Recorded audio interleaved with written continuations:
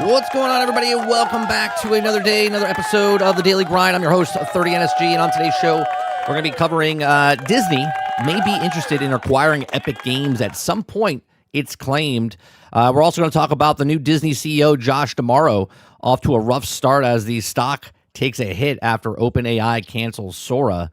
We're also going to talk about indie studio co-founder believes that nobody cares about huge open worlds anymore. Instead, devs should pick just one thing and do it exceptionally well. And then we also have a article from IGN called Crimson Desert Patches Are Delighting Fans, but some say they're making the game too easy, and now I want a difficulty mode. All this on today's show. If you guys like what I do, we do this Monday through Thursday from 10 o'clock in the morning till noon Eastern. If you like it, hit that like button, hit that subscribe button. If you'd like to go above and beyond that, become a member as little as $5. What's going on, chat? Let me scroll back up here. Good morning, Travis. Good morning, Aku. Good morning, Eclipse. Who else is here? Scrolling down. Good morning, Aaron. Good morning, Altern. Good morning, Ward. Who else we got here? I have to scroll because it doesn't. This is something I would like, right? Like a list of people that it does a participation, but it does it for like the last couple of minutes, right? It doesn't do a lot. What's going on, Jason? Good morning, Jason. What else we got? Roic, good morning. Sarge, good morning. Jesse Mack, good morning. Kylo, Wonder Rose, Ron, Drummond, Dustin. Good morning, Water Bear. What's going on? Quick, someone pull away 30 for Crimson Desert for 2 hours for the show. Let me tell you something. It is very hard for me to do these morning streams. Yeah, I want to be a viewer, and I want to watch myself at 2 times speed just so I can get done faster, so I can go to Crimson Desert. Let's be honest. All right, let's be honest. I want to watch myself at 2 times speed so I can go play some Crimson Desert. I saw you guys talking about some the physical games that Jason and Eclipse were talking about. Isn't that weird to me, man? Right? It's weird to me that I understand they're small companies and studios and stuff, but in a world where I can pre-order digital goods, but I can't buy a physical copy, something's fucking broke. Right? Something is broke in the industry when I can pre-order a digital copy that you don't need to pre-order, but I can't get a hard copy. And I get the small companies, like they do limited run games and stuff like that. But just imagine in a world that these small companies take pre-orders for their game. So when it comes out, they're like, hey, these guys want to buy a physical copy. Maybe we'll open up physical copies and see what the pre-orders are of them. So that way, when the game comes out on day one, those people can get the physical copies. I know it's crazy. But you got to wait, right? Like Cosmic Invasion came out in what, January? And now the hard copy comes out in April, right? It's like, what is happening? Right? And this happens with smaller games all the time. It's just like, why do I have to they want you to buy the digital copy, so you buy it early. And then they want you to buy the physical copy if you like the game later. It's like, okay. Waterburst says, I feel you. Oh, I'm picking the wrong screen again. Let me, where is it? There, I feel you. 78 hours in, I only just started chapter 7. Yeah, I'm not even in chapter 7. When I got off stream last night, I went to one of the sanctums, and I was getting my ass kicked by this one boss, and I had him down. I had him down to like nothing, like a sliver of health, and I was out of food, and he killed me before I could kill him, and I had to retry. And you get all the stuff back, which is nice. Like if you do a retry, you get all your food back. You get all your revives and stuff back. I was like, it was like 1:30 in the morning, and I was like, okay, I'm done. I was like, I'll do this later. I'm gonna do that this afternoon probably or this evening. That game is so good. Travis says, dude, y'all got to get some help for Crimson Desert. Listen here, Travis. You shut your pie hole, okay? You shut your pie hole, because when you love a game, You come in here and you're like, I'm playing Space Marines 2. I'm playing Borderlands 4. I'm playing it. So it's okay when you like a game, but when other people are enjoying a game, it's a problem. I know you're joking, but Jesse Mack says, Ron, not yet. It's like 1,627 players. What did Ron ask? What did Ron, is Marathon dead yet? Are we doing a check? I don't even know. I don't think it's dead. Let's see. Marathon Steam charts. Let's see. Ooh. What happened? What happened?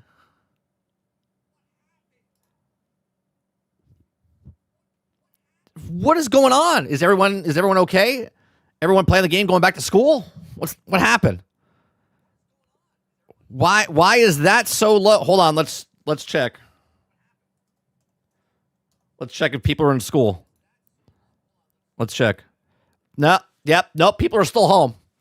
People are still home. Slay the Spire, 348,000. Marathon, 1,600. Yeah, it's about right. Holy shit. That's kind of crazy when you think about it. Pre-ordering digital. We all do it or have done it. I don't pre-order digital. I don't pre-order digital. Why? They're not running out. And I don't care about the pre-order bonuses stuff. Of course, there's something wrong. You guys have become a gaming.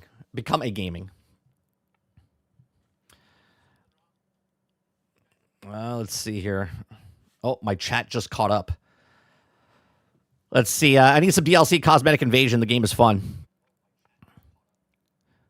Clip says this is one reason why I didn't get a mouse PI, because I did buy the $200 edition. Wait, that's one reason why I didn't get the mouse PI, because I did buy the $200 edition. $200 edition of what? Mouse PI? They had a $200 edition? I know exactly what boss you're referring to. He's blue, right? No, he's the one. I don't know if he's west, like southwest sanctum. He pops out of like the coffin type of thing. I think he's green. He's got this he's got a sword that looks like a fucking wrench. Does you know what I mean? Like it looks like a wrench. And then he does this he like disappears, and then he pops back up and does like an uppercut with his sword, and it just destroys you. It just destroys you.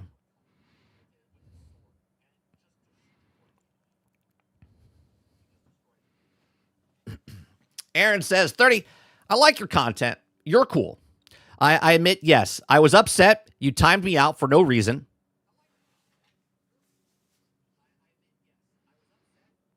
Is this an apology or is this a butt? This seems like a butt. Upset the time for no reason. So I went to someone else's live stream and asked if it was okay to be timed out for just saying that. Let me tell you something, Aaron. We're cool. I never take anything personal. But at any time, I could boot anybody or time anybody out that I feel like that I want to. Do you know why? Because it's my channel. And when someone says something so absurd and then tries to backtrack, double down, triple down, okay? Right? I can say, I'm going to time you out. I even said it before I did it. I said, are you sure? Do you have the source? And you said, I do. And I said, okay, well, I'll tell you what. If you give me the source and you're correct, nothing happens. And if the source comes out and it's not true, then I'm going to time you out. Because I already know before I even said that there was no source that was real. Drummond says, hi, 30. Are you anticipating any further price increase when it comes to both consoles and games?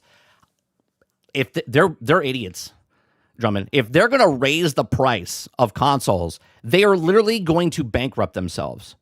They think because they raise the price. Now, I've said this in the past.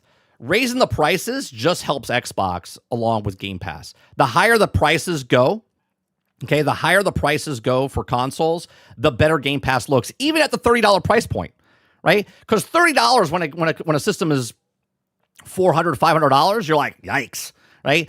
But when they're $900 and you're paying $30 a month for these things, you're like, that looks like a much better deal. Remember the whole thing we used to talk about with Assassin's Creed Shadows and stuff when they used Ubisoft does the pricing and they tell you this price, that price, this price, but this is the best price, $18 a month, right? You can go up higher and higher, or you get the $18 a month and you can play the newest game, right? They know what it's worth. Let's see here. You got some snakes in chat ratting me out. Listen here, Aaron. It's not about people ratting you out. If you're going to be a little bitch, okay? If you're going to be a little bitch and run off when you get your little your feels hurt, then just leave now, right? If you can't be in the actual conversation and not try to pick fights through people and just start poking people, then we don't want you here. If you want to be a part of the community, be a part of the community. Otherwise, get the fuck out. It's that simple. It's that simple. We're not drama-filled here. We read stories. We have conversations. If you want to be a part of that, be a part of it. If you don't, see you later. It doesn't hurt my feelings in any way, shape, or form. Sarge says you were timed out for being a shit talker. That's the reason. That's exactly right. I can literally bring up your whole entire conversation yesterday. If you want to quadruple down and say you're not a shit talker, I'll put it up there. I'll show receipts. I don't care.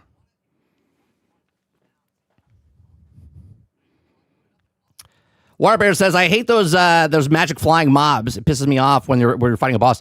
Do you want to know how to get rid of them? Do you want to know how to get rid of them, Water? I'll let you know. Aaron says you're right, but all I'm saying is you got a snake. No, sir. Let me tell you something about YouTube and the communities that people have on each of their own channels. Chat are the white blood cells of a stream.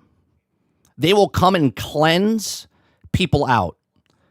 If a virus comes in, the white blood cells will attack it and make sure that the white blood cells survive and the virus is gone. There you go.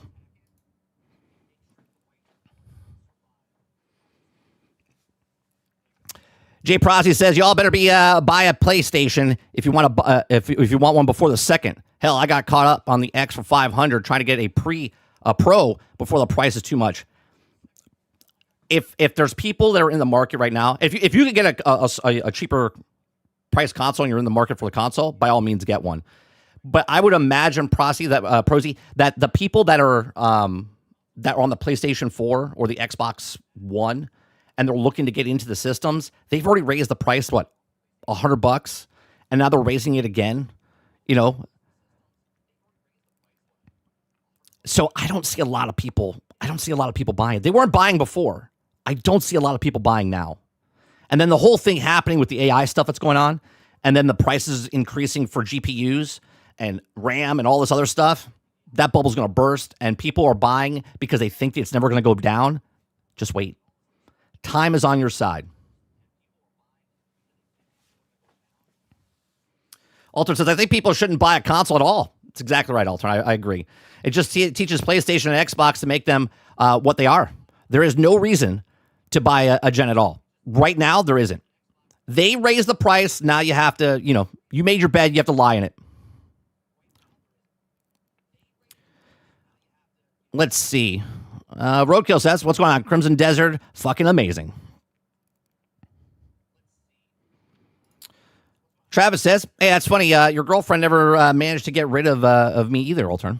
Nice. I've seen a couple of people upload videos saying they just ran out and bought a PlayStation or a Pro. Again, if they want to buy it.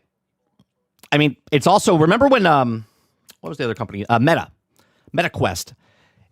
They raised the price at, what was it, $150, $200? They went from one price, and then on Monday, and then on Tuesday, it was a higher price.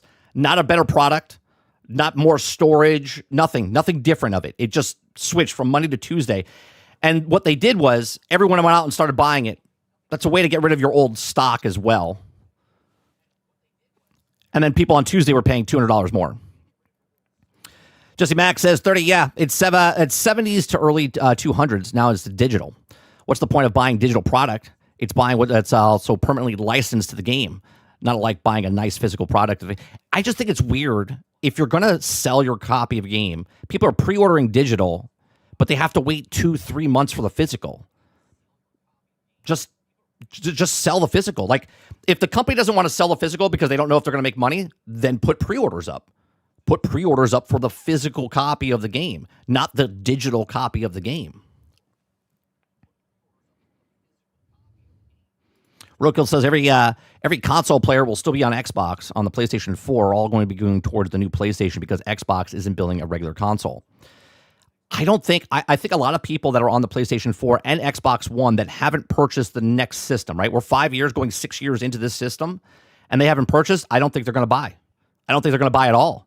If anything, they'll leapfrog to the next one. So the people on the PlayStation 4, all depending what the price is, of course, right? And even when the price is high on the PlayStation 6 and the Xbox, whatever the hell they're calling it, the next Xbox, what's the one they called? What are they calling it? The prototype name or whatever? I forget what it's called. Anyway, when that comes out and people start selling their PlayStation 5s and the Xbox Series S's and X's, those people will pick up used copies. Because here's the problem. When a console is super expensive, you're not going to get a lot of people moving over to the new system. And because you don't get a big conglomerate of people moving over to the new system because it's too expensive, developers are going to make their games for the old system. And because they're making their game for the old system and the new system, they're going to be supporting these systems right now for a really long time. Just like they did back in the day for the other ones. So if they want to raise the prices of the systems, cool. But a lot of people are not going to buy. The people that haven't moved over to the 5, people that haven't moved over to the Xbox Series S or X are not going to go to the 6 or the next Xbox because it's going to be way too much money. So they'll wait for old copies, used copies, secondhand for the old consoles that we're playing right now when it's 7, 8, 9 years old.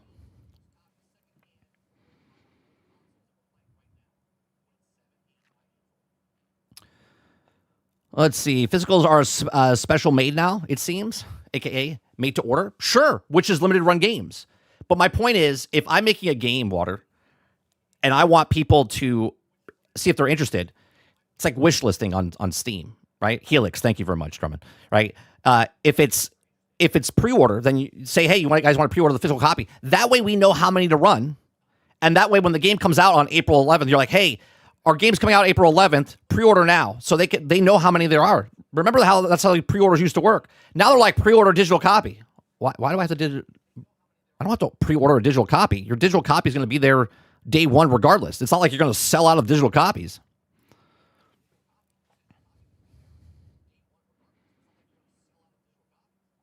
Alter says the people that are also still on PlayStation 4 and the PS4 stops working.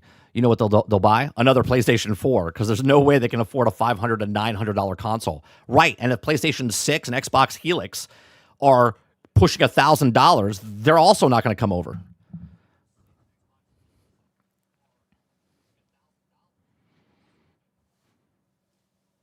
PlayStation 5 Pro is selling like hotcakes. Also, there are alleged rumors pointing to Sony going back to its exclusive days. One, I don't know. There's no. I hate when people say hotcakes. Not you, Aaron, but it's not selling well. It's not selling well. It's actually down in sales right now. All consoles across the board are down in sales. We just read an article, I want to say 2 weeks ago, that PlayStation was, when it first came out, PlayStation 5 was on par, and now it's below. I think it's like, I want to say it's like 30% below, and that's not the 30% that we talked about with Nintendo, okay? PlayStation 5 Pros are not selling. They might be selling the next couple days because of the pricing hike and people are buying them before it goes out the door. Maybe that's what you're referring to. And as far as going back to exclusive, like their first party, that was reported by Jason Schreier, but it's never been confirmed yet. So, right, it's just a rumor. And I think it's stupid if they go back that way because they're going to lose sales because they've showed sales in the past and how the games do not sell very well, right? what's looking at right now, people on Marathon, when we went back to the Marathon numbers, that's a first-party title. Yes, it's a live service game, but Marathon didn't sell very well. It sold like 232,000 copies. That's terrible for 95 million units that are out there for PlayStation. Sony's got to be looking at that and going, oh, that's not good. Argus says a good little chunk of the third-party games are going to be on Nintendo Switch, so it's also people who are probably opted to buy instead of the current gen console next gen.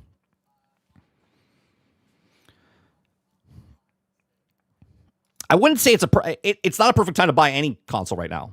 You're paying more for the exact same thing. Right now, consoles should be going down in price, not up in price. Even if you buy it right now before the second price increase that they did in 10 months for PlayStation and second price increase in 6 months for Nintendo or for Xbox, you shouldn't be buying the systems right now because they're going up in price. This far along in the generation cycle, they should be going down in price, not up in price. Roadkill says, Sony usually has physical games for their big games. It's only Microsoft, and it doesn't Xbox and PC that never have physical. That's not, see, you're making this a Sony Xbox thing. We're talking about independent games. Just independent games, right? Mouse PI has no association with Xbox or Sony. Their physical copy comes out in the summer instead of when the game comes out this week.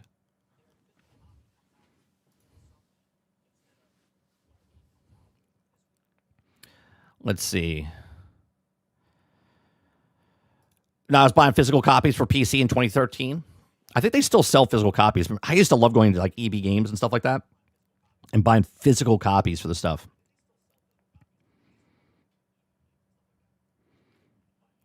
Yeah, but we don't really know. The Pro could be selling like crazy. They only announced it a couple days ago. Well, that's what I said, Roadkill. If he's talking about the last couple days, but they haven't reported that. Right? We know that the actual sales are all going down for all systems. So for him to say PlayStation 5 Pro is selling like hotcakes, there's no evidence of that. Unless the last couple of days since they made the price hike, now it's selling well. Aaron says, look at Nintendo, for example. Nintendo is doing great with their exclusive games. That's the whole point with the console. The main games, otherwise, people wouldn't bother buying the consoles. Nintendo is the outlier, though. Nintendo's selling their first-party games, and they're selling like 30,000 copies of it. Xbox and Sony would love that, right? I think, 67 million copies of Mario Kart 8 were sold? That's crazy numbers. Out of 155 million Switch 1s are out there, and 67 million people bought it on the Switch. That's crazy numbers. Same with like the Pokemon games and stuff like that. Hence why Nintendo doesn't have to put their games on PC. Roadkill says 2 weeks ago, they didn't say they were raising the price to $900. So now we started buying Frenzy for Pro. Perhaps, you might think, no one was buying it before. You can make the speculation because they're raising the price and you see it on Twitter that people are like, go out and buy the thing. Could be. Again, I'm agreeing with you. We just don't have any evidence of that happening to say that the systems are selling like hotcakes. Rogue says you are correct. That is what was at one time. Now it's just way for them to get you into their ecosystem. Sure, that's why they make the digital copies. So you can't put the physical copies into your disc. That's why they sell the Xbox Series S, the discless Xbox Series X, the discless PlayStation 5, just to get you in the ecosystem. Aku says it stands that the Xbox Helix is a better product for the next generation, crossing both PC and console. PlayStation 6 can't do that. What about the game? The same price? It's in trouble. Yeah, we talked about this a couple days ago, right? If the Steam comes out, you can play PlayStation games that are already on Steam. You can play Steam games, right? And you can play Xbox games on the Steam machine.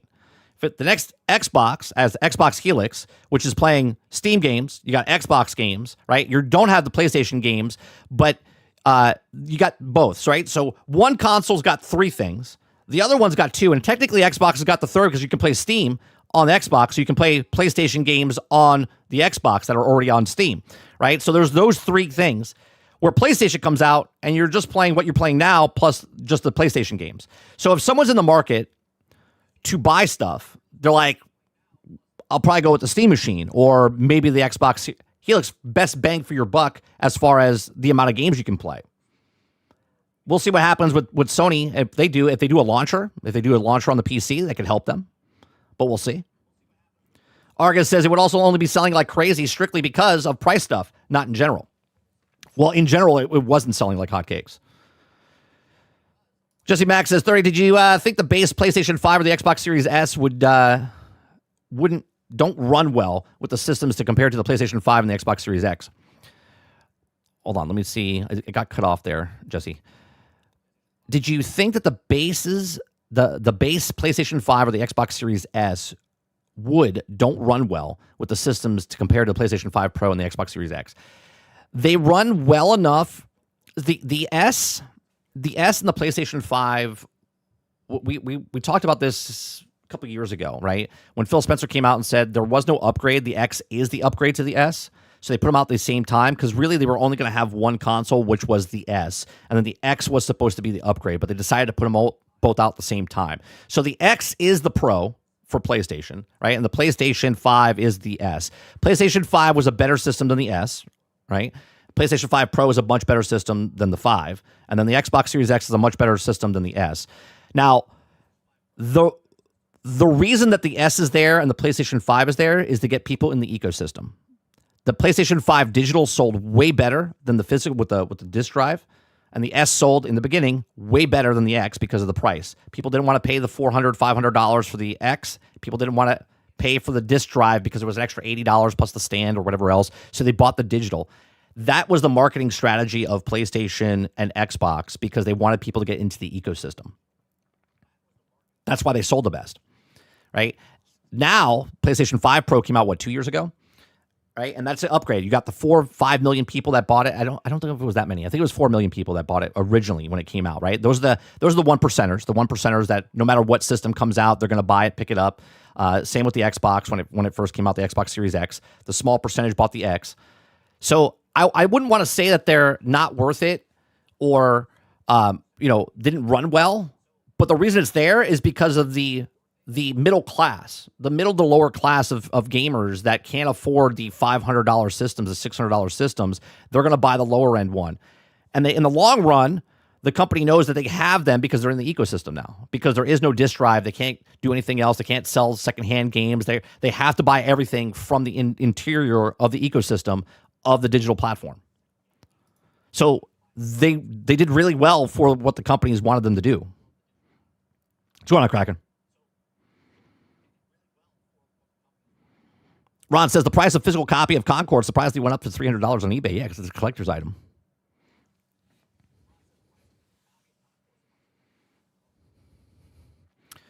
Let's see here. Argus says even if you're selling like hotcakes, it's extremely temporary and only basically this 1 week. Sure. He says you're lying. Ron says you're right. There's actually a sealed console going for $1,000 right now, but it didn't sell. It didn't sell yet, Ron. Yeah, Titan says, Ron, you're the seller. Yeah, he's selling it right now. The only selling point for the Helix is Steam, a platform Microsoft won't get a cut from, and the Steam machine will provide a lower price entry point. Yeah, but why do I care? Why do I care if Microsoft gets the cut? You know what I mean?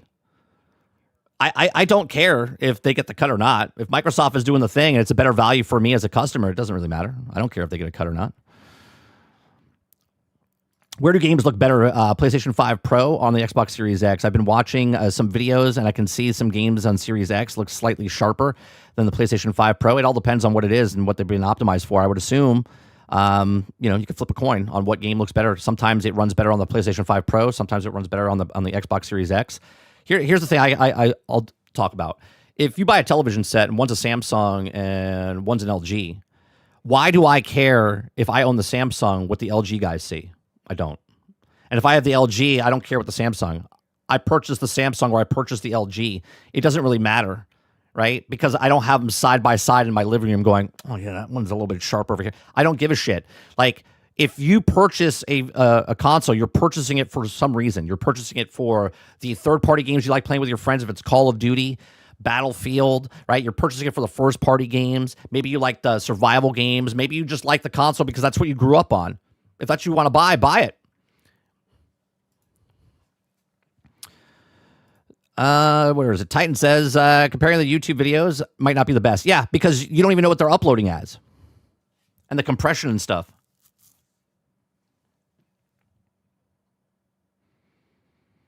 Let's see. Krebsy says, let's run the logic on the Helix. Xbox spent the entire generation conditioning people on the best deal in gaming. 50 to 60% of the people got a Series S. These people aren't buying a $1,200 device. Correct. They're going to price themselves out. Hence why I said the greed will kill these companies. They'll keep raising the price. They're like, I'm not going to move over from the Xbox One to the... They didn't come over to the Xbox Series S or X. And they're definitely not going to pick it up on the Helix. Same with PlayStation guys. 57% of the people didn't move from the PlayStation 4. They're not going to buy a $900 PlayStation. And they're surely not going to buy a $1,000 PlayStation when the PlayStation 6 comes out.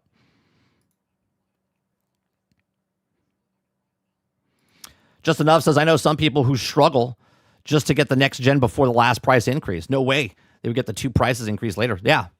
My brother-in-law is still on the... I think he's still on the 360. He's missed 2 generations. Right? He's missed 2 generations. Craig says, don't worry, boys. Star Fox is only for Nintendo Switch 2. That's going to be interesting. If it is, Craig, if it is only for the Switch 2, man, they have 155 million people on Switch 1 that would love that game that don't have a Switch 2.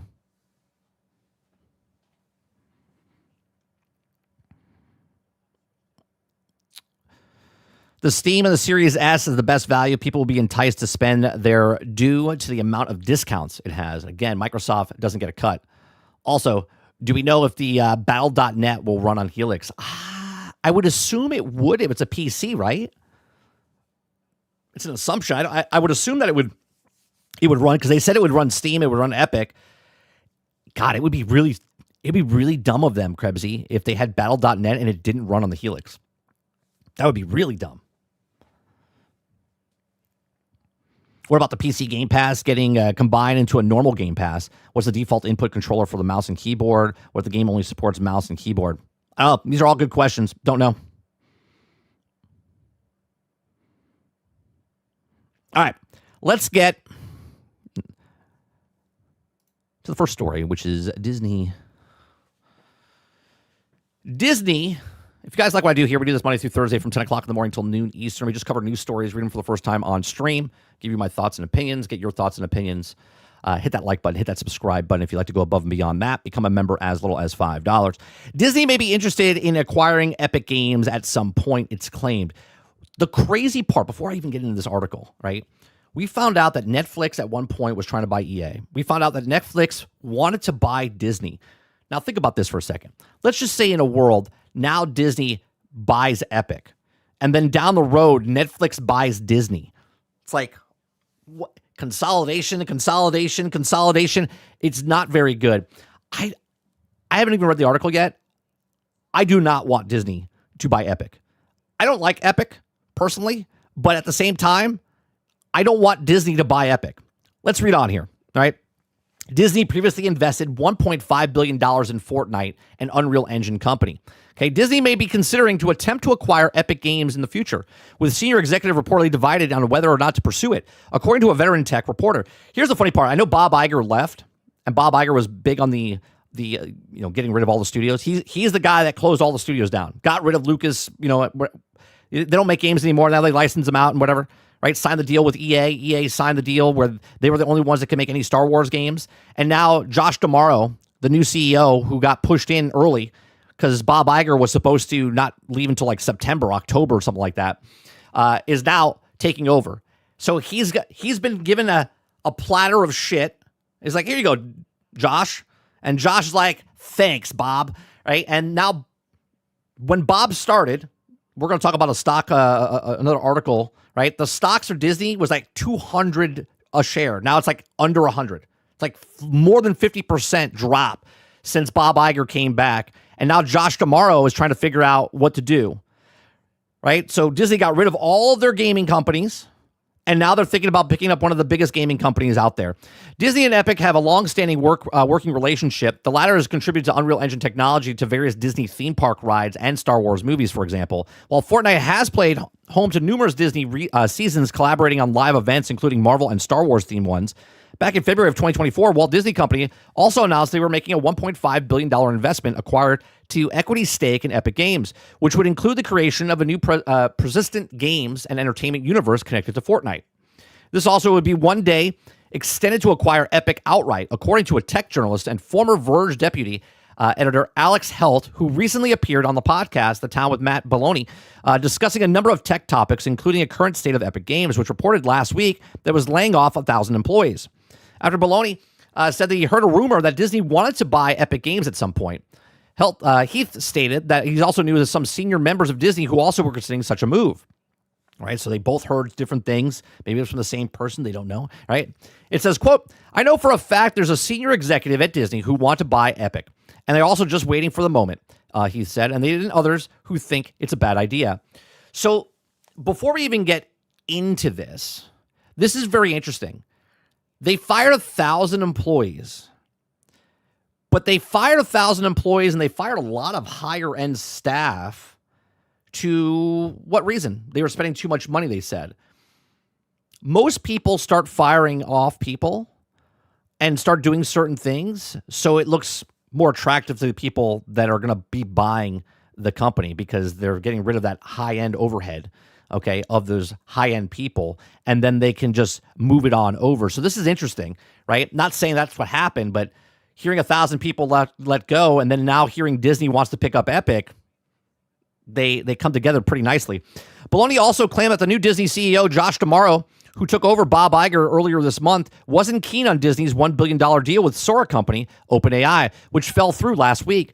But that's a whole nother story about the AI stuff. But was 500% behind the Epic Games relationship that Disney has, where he also developing an open world experience with Fortnite. Now, Bob Iger didn't know about video games. He didn't give two shits about video games, video game companies or anything. This guy seems like he's more in tune with the video game stuff, right? Game relationship with Disney also were developing open world experiences with Fortnite. He stated that when the Epic Games to ever be open to being acquired, Disney would be the most natural home for a lot of the reasons of the park integration.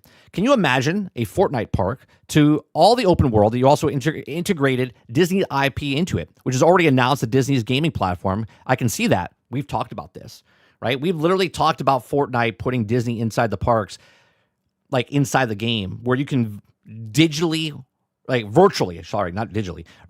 go into the Disney parks. They actually kind of did something like that. They've been temporary trying to do some stuff. At the same time, he added, you have to understand that Epic is a founder-controlled company, so Tim Sweeney, the founder, was full voting stock control, has to make the decision if he can rely up to him. And I don't know if Tim sells. He can get persuaded, I guess. Right. Elsewhere, the discussion, Heath explained, while Epic recently reported the downturn in Fortnite's engagement is still one of the most popular forms of entertainment for young people today, which makes it an attractive prospect for Disney. Right, because Disney is losing touch with children. Imagine that. The company that was built on kids and families is losing touch with younger generations. Gaming in general is having a hard time. Right, having a hard time, he said. But if you look at the Roblox growth, which is also Epic has also been trying to take Fortnite into more of an open world creator first ecosystem, where creators can also build businesses building on top of Fortnite. Roblox is just killing it with that. He says, quote, and I think the experience is probably still the future is only going to get only gaming, but social media for young people, right? And the hanging out in these worlds. Is another quote. It says, I've got 10-year-old, Belloni agreed, and he's hanging out into Fortnite with his buddies, and it would also be stoked if all of a sudden that Tony Stark showed up and Yoda and a bunch of Jedi, they would also play with those. Here's the thing. A lot of kids don't care about Marvel. A lot of kids don't care about Star Wars. It's sad. It's such a sad day, right? If the best combination potentially actually challenged Roblox dominance here, Heath replied, you can also call it gaming, but it's also relied really entertainment and also social media. So yeah, Disney's on the capitalization table. They're supposed to be doing the integration with Fortnite. Belloni also reiterated that the new Disney CEO is keen on the relationship with Epic because he sees it's a linchpin of the entire interactive of Disney Plus, where Disney Plus becomes a portal into your entire Disney experience, including shopping, games, socializing, and luxuriating of Disney's brand. And Fortnite is part for that for sure. Heath also pointed out that the outside of games acquired on Epic would also mean that acquiring Unreal Engine, which increasingly being used to film and TV production, including the shows such as The Mandalorian. Right. This, I think, is a bigger thing for Disney because of the movies and stuff that they make, and then the studios they have people come in to make movies. I think they want a chunk of this as well.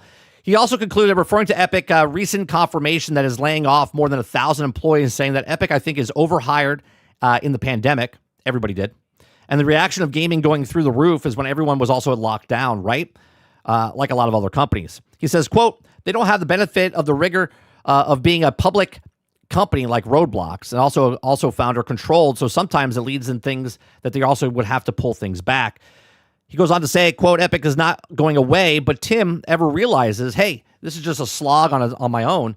I mean, it's already $1 billion multiple times over, and hard to know if its incentives lie here. But I think he wants the company to be the thing that it lasts way beyond him, and thinks the big ideas about technology platforms in the future. He goes on to say, and I also think that ever decide to look, I think it's better if it takes a step back and the company go to another home. It would be Disney. That's the same thing that people talked about Marvel, and they also talked about Star Wars. And look how that turned out. I mean, good in the beginning, very bad in the long term. There's no question. I think Josh would want it. A lot of the executive team would also want it. And if also the deal would probably pay for itself. Honestly, the first day when they also announced it in the stock price, I think the investors would look at it and go, man, this is a great link up, something that can actually challenge the tech platform and roadblocks.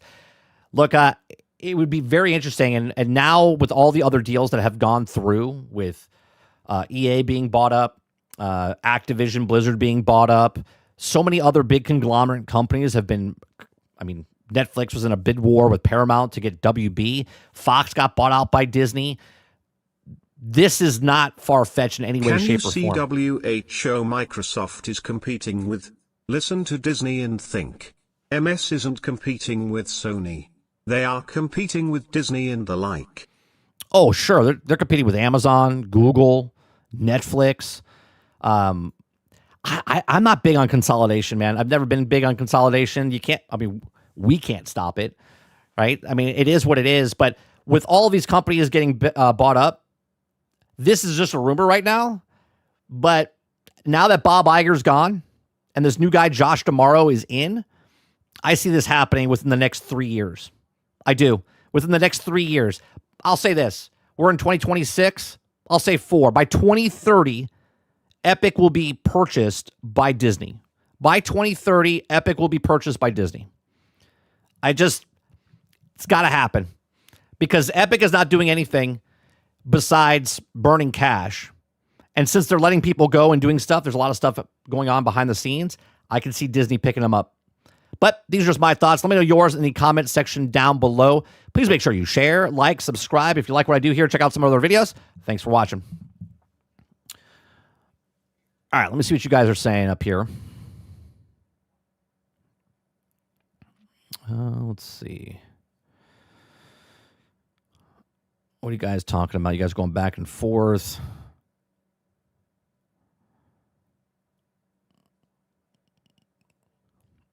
Yeah, you guys are just going back and forth. Jesse Max says 6 years PlayStation 5 of a life cycle and the higher price now. But the PlayStation making profit on the PlayStation 5 Pro when PlayStation 6 comes out, it'll be less prices on the console. I think about business model of that would true. Let's see. Disney stopped paying for DRM license for Tron Evolution. It's been years.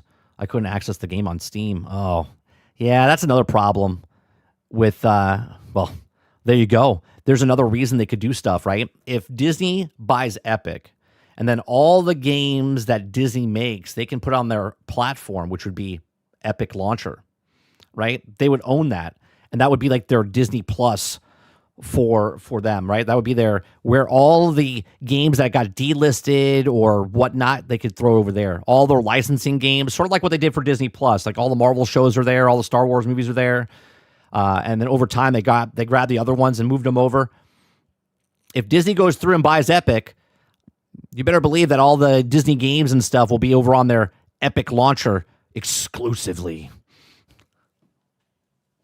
For a low, low price of Disney Plus, you can also get the Epic games. You can see that happening. For sure. All right, let's go to the next one, which is the new CEO, Josh D'Amaro. Okay, the new CEO, Josh D'Amaro. Off to a rough start as the stock takes a hit after OpenAI cancels Sora. Okay, if you guys like what I do, we do this Monday through Thursday from 10 o'clock in the morning till noon Eastern. If you like it, hit that like button, hit that subscribe button. If you'd like to go above and beyond that, become a member as little as $5. Aku, I forgot to give you a round of applause, and thank you very much for the $5 super chat. I just let it play and didn't say anything. I was in the train of thought, so my bad. I appreciate you very much. Thank you. Krebsy says, I don't think that Disney is buying Epic for Fortnite. Don't get me wrong, it's a sweet addition, but the true reason I see is the Unreal Engine and volume. Right. That's what I said, Krebsy. I said I see that the big part is the production side, 100%, because then they're getting money from everybody that's using their set, the studio, right? Right now, the volume is on the Disney studio, and they charge rent, but Epic is making the money off of that, not Disney, right? Disney is getting the money because they're renting out the studio where the Epic where the volume is. But now if they own. Right? They own, then they don't have to pay, because right now they're paying for Unreal Engine, whatever the license deal is, or whatever they have with the rides that they're using Unreal Engine for. They have to pay all that to Epic. Well, now they can just pick it up.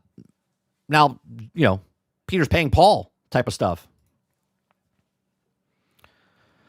Travis says Star Wars 1313 could save Star Wars. Unfortunately, I don't think we're ever getting that. Unfortunately.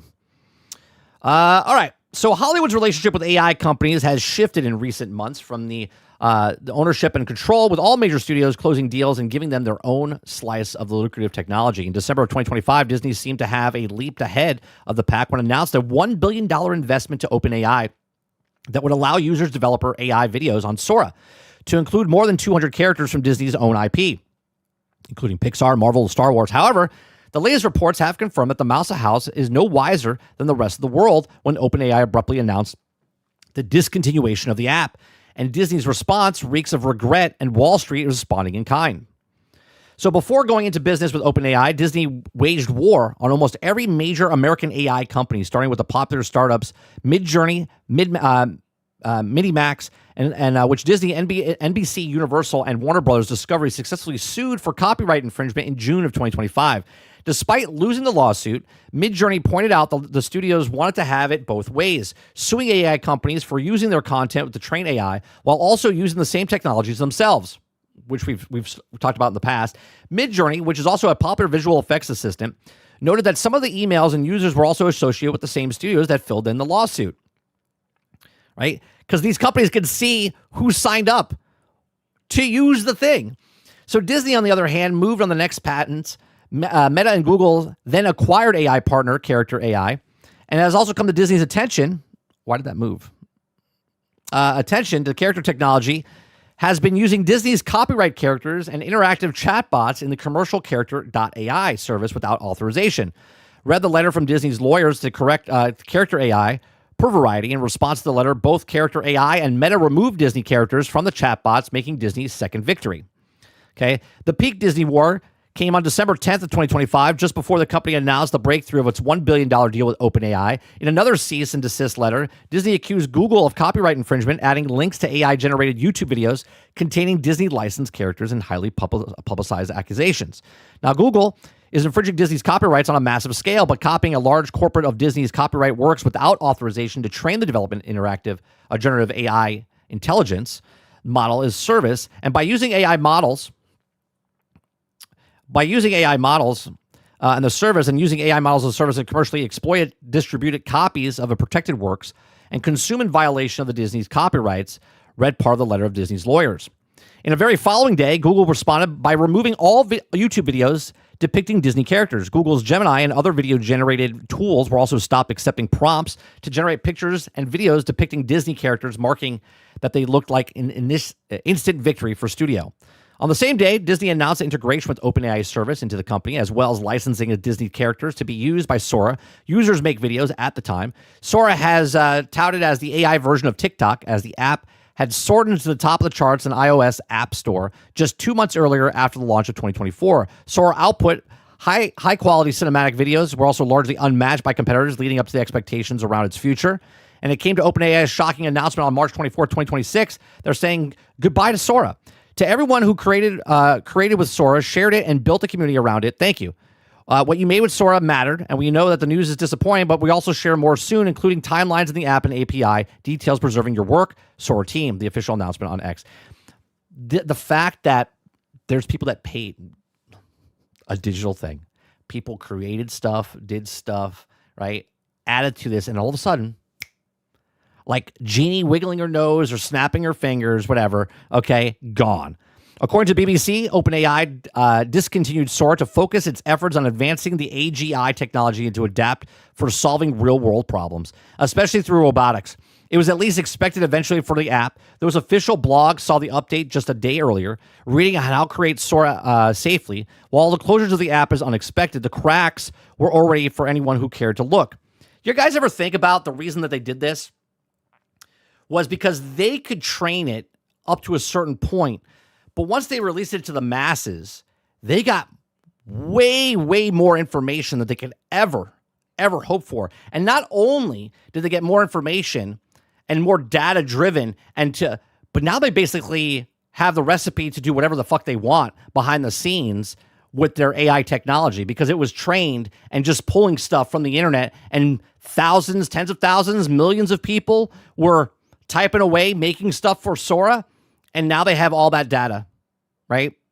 And now they can just, behind the scenes, keep training off of that. And then they'll come out with their next thing. They'll be like, hey, here's Robert, whatever the next thing is called, right? And now that gets trained. But the baseline, the foundation now is built off of Sora, what everyone else fed it.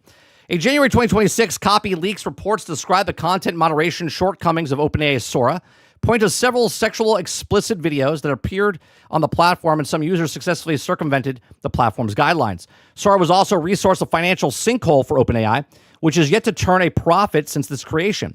An unnamed source told Reuters that the platform required lots of compilation resources to run, left other teams and less firepower. Sora's financial return were also abysmal, with the report saying that the app earned a meager 1.4 million throughout its lifespan, opposed to leading product ChatGPT, which generates $13.1 billion in 2025 alone. Moreover, the OpenAI planning to launch the first IPO before the end of the 2026. Sora's executive financial resources demands, a couple with PR recorded, clearly provided too much of Sam Altman's lead tech giant, and Disney's $1 billion input wasn't enough to save it. These are details that anyone's investing $1 billion in a project would be privy to, but Disney clearly missed all the red flags because, according to Reuters, the entertainment giant was caught off guard by the stock announcement, just like everyone else. Like, what the hell's going on, man? Unfortunately, the Mouse House had yet to spend any of the $1 billion in commitment, so it was just a note. It wasn't even a deal. It was like a handshake. The deal hadn't been finalized, but also doesn't mean the company's investors haven't suffered any losses. Disney's stock, which had a hit high of 100.22, or $100.22, sorry, for the first time in a week on March 23rd, 2026, and OpenAI announced happened, lost over $8 per share through the week, and the trade new low of $92.20 after hours on Friday. March 27th, lost another stumble. The company's CEO, Josh D'Amaro, could do without having overseen a shaky response from investors since taking over with the stock at $101.02. When the other Bob Chapek, or we call him Shitpeck, okay, or Paycheck, it was $200, $205, $210 a share when the man was there, and now it's literally, right now I think it's below 100. Okay, in response to OpenAI's stock discontinuation of Sora, Disney spokesperson said, the AI field advanced rapidly. We respect that OpenAI's decision to exit the video generation business and shift to priorities elsewhere. We appreciate the constructive collaboration between our teams and what we learned from it, and we continue to engage in AI platforms to find new ways to meet fans, where they also really responsibly embracing the new technology that respect the IP and the rights of the creators. The statement is clearly didn't give the investors a lot of confidence, judging the Wall Street reaction. However, the key component of the statement is initiated to meet I lost my to meet the fans where they are and fail squarely into the hands of Google. Those Gemini and other AI video generation tools are booming. Look it back. Disney would probably undo the cease and desist letters to the character AI and Google because they'd be perfectly fallback plan for Sora was canceled. Right. And now I don't think they're going back there. Disney's woes come just a few days after Netflix announced the $600 million acquisition of Interpositive, an AI startup by Ben Affleck, which is also aimed at boosting the company's post-production editing. Warner Bros. Is also in bed with multiple AI companies. Analytics company, and those predictive algorithms are touted as the best in the market. Paramount Skydance, which is also the verge of acquisition of Warner Brothers, has full support of Oracle's vast AI outlay, thanks to CEO David Ellis. And Keep Up with the Mouse House has been also find a major AI partner soon, right? So they're all scrambling for like these AI guys, and they went into bed with the wrong one, I guess. So now they got to figure out another one. Be very interested to see what happens. It's going to be interesting to see what happens with Josh D'Amaro as the new CEO of Disney, and all these changes are going to happen because, you know, new owner or new lead, you know, got a clean house, got to get your house in order. But we'll see what happens as far as what Disney stock goes up, what they do if they decide if they're going to pick up Epic. Now that I've read this and with the OpenAI stuff, I'm going to say Epic is on the chopping block for them to get purchased in less than by 2030. I might go back to that 3 years. I might go back to that 3 years. 3 years meaning by the time it gets done and finished and put, the Disney will own them within 3 years. So I'll say 3 to 5 years, Disney is going to make a move for Epic. But again, these are just my thoughts. Let me know yours in the comment section down below. Please make sure you share, like, subscribe. If you like what I do here, check out some of the other videos. Let me see what you guys are saying in chat. Let's see here. Aku says, 30. Anyone who has put their scripts into Sora, etc., no longer owns that script. Well, if they have, I mean, I guess they could own it as long as they backed it up, right? But you would be correct if you just put it up there and now it's just gone. Boy.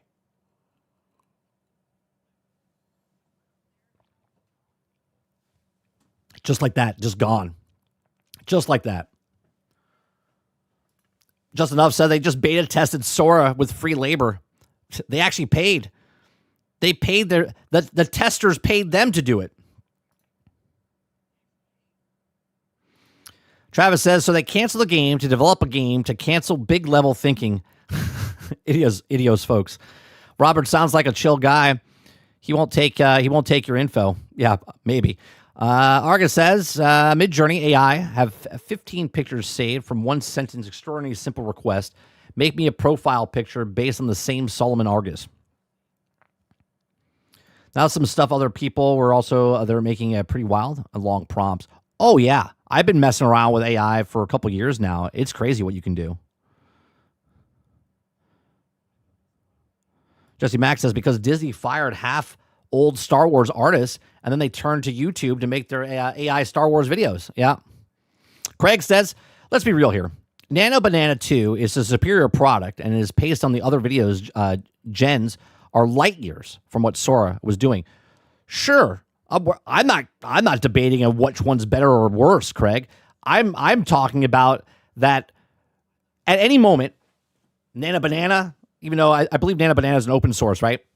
But other companies, Gemini, whoever else is making AI, everyone that's using these things, within a blink of an eye, could be just gone. Just gone.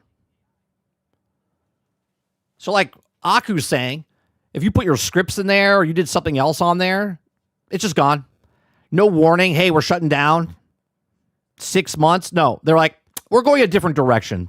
Thanks for hanging out. Isn't it funny how the conversation of AI has changed in so brief moment? Where Phil Spencer left, they hired Asha Sharma to come in, who's an AI expert, and now all of a sudden everyone's like, we don't know if we trust AI, even though Microsoft's big in. All these companies are big in.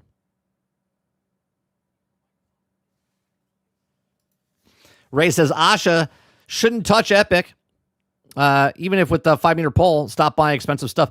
Asha, who I don't think Microsoft is buying Epic. We're talking about Disney, not Microsoft. Justin Dove says, you own nothing. You are the product, and you won't be happy. Eclipse says, people are talking about the AI bubble is popping, but China is still going, there's just going to get better because they don't care. Yeah, they got their other problems. They got a lot of problems. Let them have the AI. They'll run out of power soon. Ray says, why Microsoft is fighting to make Copilot into Bing 2.0. Everyone is using Gemini. Because they don't want to pay other people to do their stuff. They want to have their own stuff. Don't you understand? All these corporations have to have their own thing. They don't want to use someone else to have their money go towards other things. Imagine instead of buying Epic, they invested the money into Marvel, Star Wars, and the parks to unshitify them. Well, the parks would actually make the most money for them right now. Everything else that they have, Krebsy, they lose money. Everything else Disney has, they lose money. The only thing that's keeping them afloat right now are the parks. And the parks are not getting the love.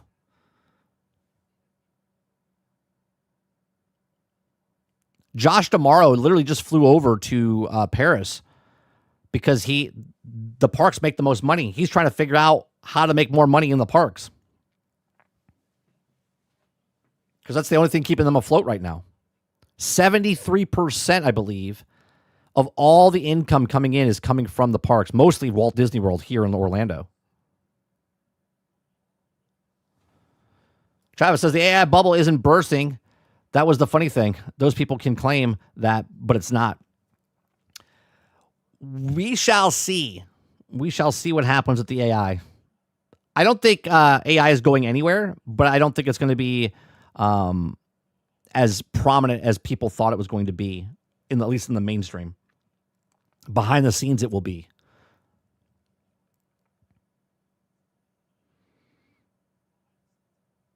Titan says, make the parks free to play. Jesse Max says, our Josh focuses on gaming now because we more likely get more Star Wars games in the future. Well, they already signed a deal before to anybody that wanted to make games, they would license out. And that's why you're seeing more Star Wars games. They did that a year ago, 2 years ago, I believe. Future is also in the past. Since Bob was in the TV and movies industry and parks, he also is not focusing on gaming. Yeah, Bob Iger didn't care about games, but he did do something at the end where he got rid of the studios, but he also licensed out the IPs for more people to make games. Krebsy says, here's an idea. Maybe don't charge $180 for one day. It's cheaper for someone in the U.S. to go to Disney Japan than Disney World. Well, do you even know, do you know about the fast passes they have? So this is talk about what the gaming industry is doing with regional pricing and stuff like that. If you go to Disney on a Monday or go on a Friday, based on how busy it is, there's these fast passes or lightning lanes, whatever they call them, so if you go to the park, I'm an annual pass holder. So if I go into the regular lane, it'll say 35 minutes. You walk through, it's not really 35 minutes. You get up there and you're stopped.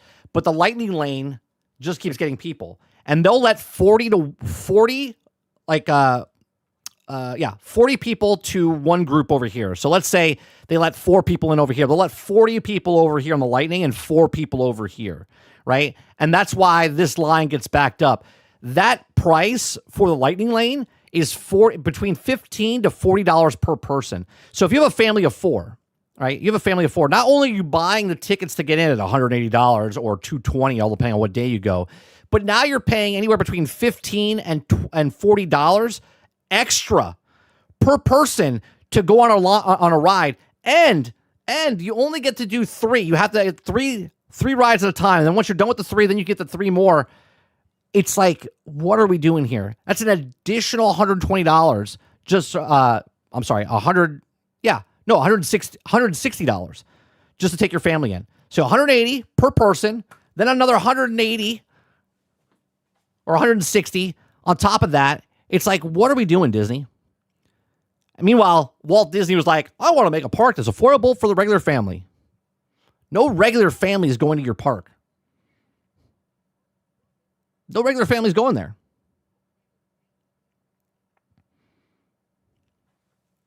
It was funny to see EA doing nothing with Star Wars for 8 years. and started rushing games out, and they're also about losing their exclusive deal. Yeah, they don't have the exclusive anymore.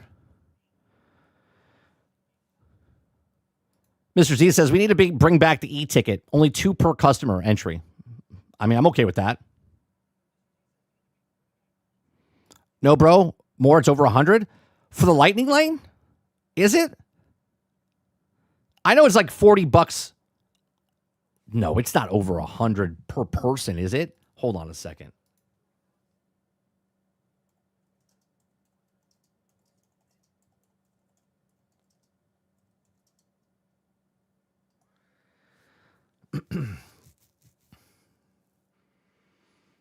No, I'm right. Lightning Lane is $15 to over $39 per person per day for multi-pass. Yeah, it's not over $100. It's $100 if you're going with other people. Lightning Lane Premium Pass is what you're talking about, Sarge. A new high option providing one-time access for each ride, ranging from $129 up to $449, depending on the park and the date. That's the premium one. I'm just talking about Lightning Lane. For the normies. Krebsy says you have to $400 per person Lightning Lane pass for every ride. That's fucking nuts. Pay to win park rides. Yeah. They've basically turned Disney World into a fucking carnival ride. Like when you go to one of those fairs, and it's like 25 tickets to get onto the Ferris wheel. That's basically what they've done. Ray says, why not the Ultimate Plus Extra Pass?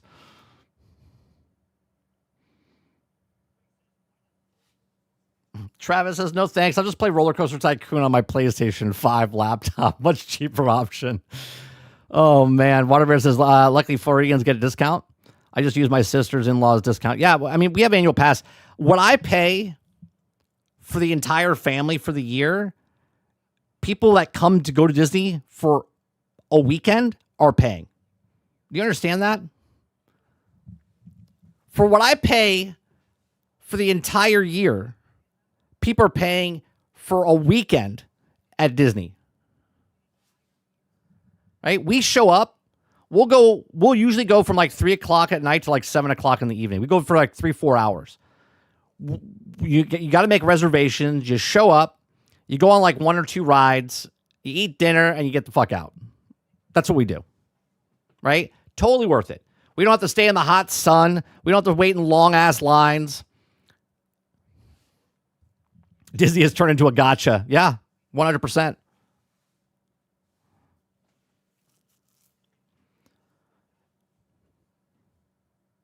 Yeah, that's crazy. All right, let's go to the next story.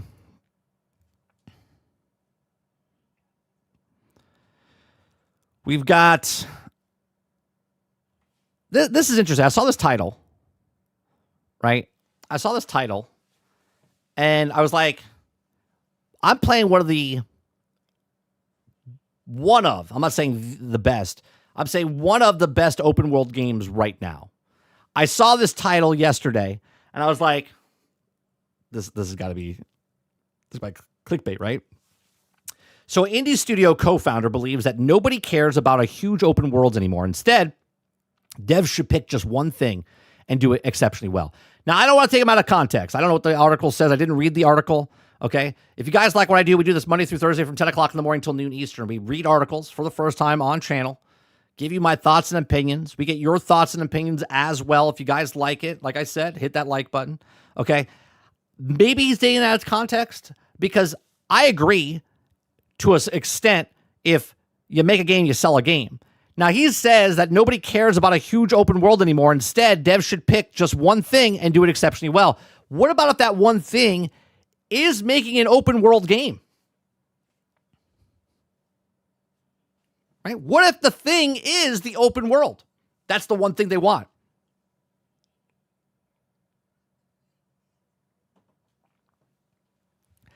All right, so let's read this. Indie studio co-founder believes that nobody cares about the huge open worlds anymore. Instead, devs should pick just one thing and do it exceptionally well. Okay? Big game burnout is real, and I suffer from it. I used to play multiple AAA games and open world games simultaneously, but now I can muster up just a passion for one at a time as I drip feed myself shorter games to help tie myself over. He says, quote, for a long time, many games have been focused on creating the infinite replayability, high retention, forever experience. Nick Liv's co-founder, creative director of Night Signal Entertainment, says during an interview on Edge issue 420. He says, quote, either their magic works on you or it actually plays them forever until you die, or else you spell wears off. I don't think it's a spell. This is any game. It doesn't matter if it's open world. Doesn't matter if it's a linear game. Doesn't matter if it's a survival game. Doesn't matter if it's a live service game, right? Just remove what you just said there, right? Either their magic works on you or you actually play them forever until you die, or else the spell wears off and your last impression is getting burnt out. I think a bunch of players are gradually warming up to the idea of self-contained, satisfied, one-off experiences that can leave you on a high note, or a good game. Right? There are open world games that are not good. There's a lot of Ubisoft games out there. You know which ones I'm talking about. Okay. It says, I feel that the spiritual level, my current game of choice is Poketopia. He says, I know blasphemy for a PC gamer, and while I'm still love a great open world game, I have less bandwidth for them now by a large and the best gaming experience. I've had late have been with shorter, more coincident games or concise games, such as Organized Inside, Mouthwashing, and Bloodletter. I recently talked about Appreciate the Resident Evil Requiem just being 10 hours long. And before I get a bunch of people in the comments spewing about how many I want gamers to get less bang for their buck, no, I don't. I just want a shorter change in smaller games that are overpriced. But I also don't think that the game length should equal price. I do believe, well, look, if your game takes 5 years to make and you have $200 million and you got to charge $70 to make your money back faster, it is what it is. But if you charge $70, again, I'm not picking on Requiem, right? 10-hour experience, people like that. That's what it is. But if you charge $70 for a game that's 10 hours long, and you can replay it, right? You replay it different ways and do different things. Okay, and then you charge $70 for Grand Theft Auto, or you charge $70 for Crimson Desert, or you charge $70 for Cyberpunk. You look at them and go, well, this is $70 and this is $70. Like, people pay $70 for Madden. Madden is just the same game with an updated roster every year, and people pay $70. People pay $70 for the updated roster for NBA 2K. People pay a roster for what, right? They're paying.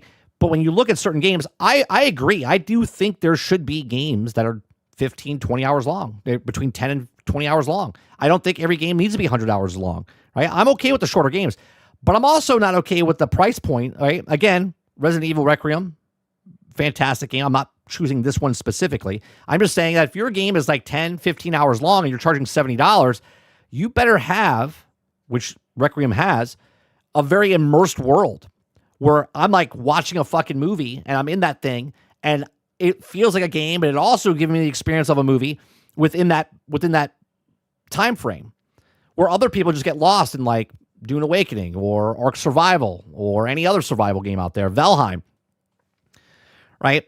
So did I read game length should be equal price? Okay, it says I'd rather pay £60 for a 10-hour game that was exactly from excellent from start to scratch or start to finish with no bloat than an open world game that pads out a runtime with needless fetch quests and other pointless sequences in my mind. There's no reason for a game that can't be short as long as it makes very second worth the money spent on it. I agree with that. This is actually something that Livs was found when it comes to developing shorter games. When talking about Night Signal Entertainment, 2 hours long desktop horror game, Home Safety Hotline would be revealed and turn the profit and fairly quickly at that.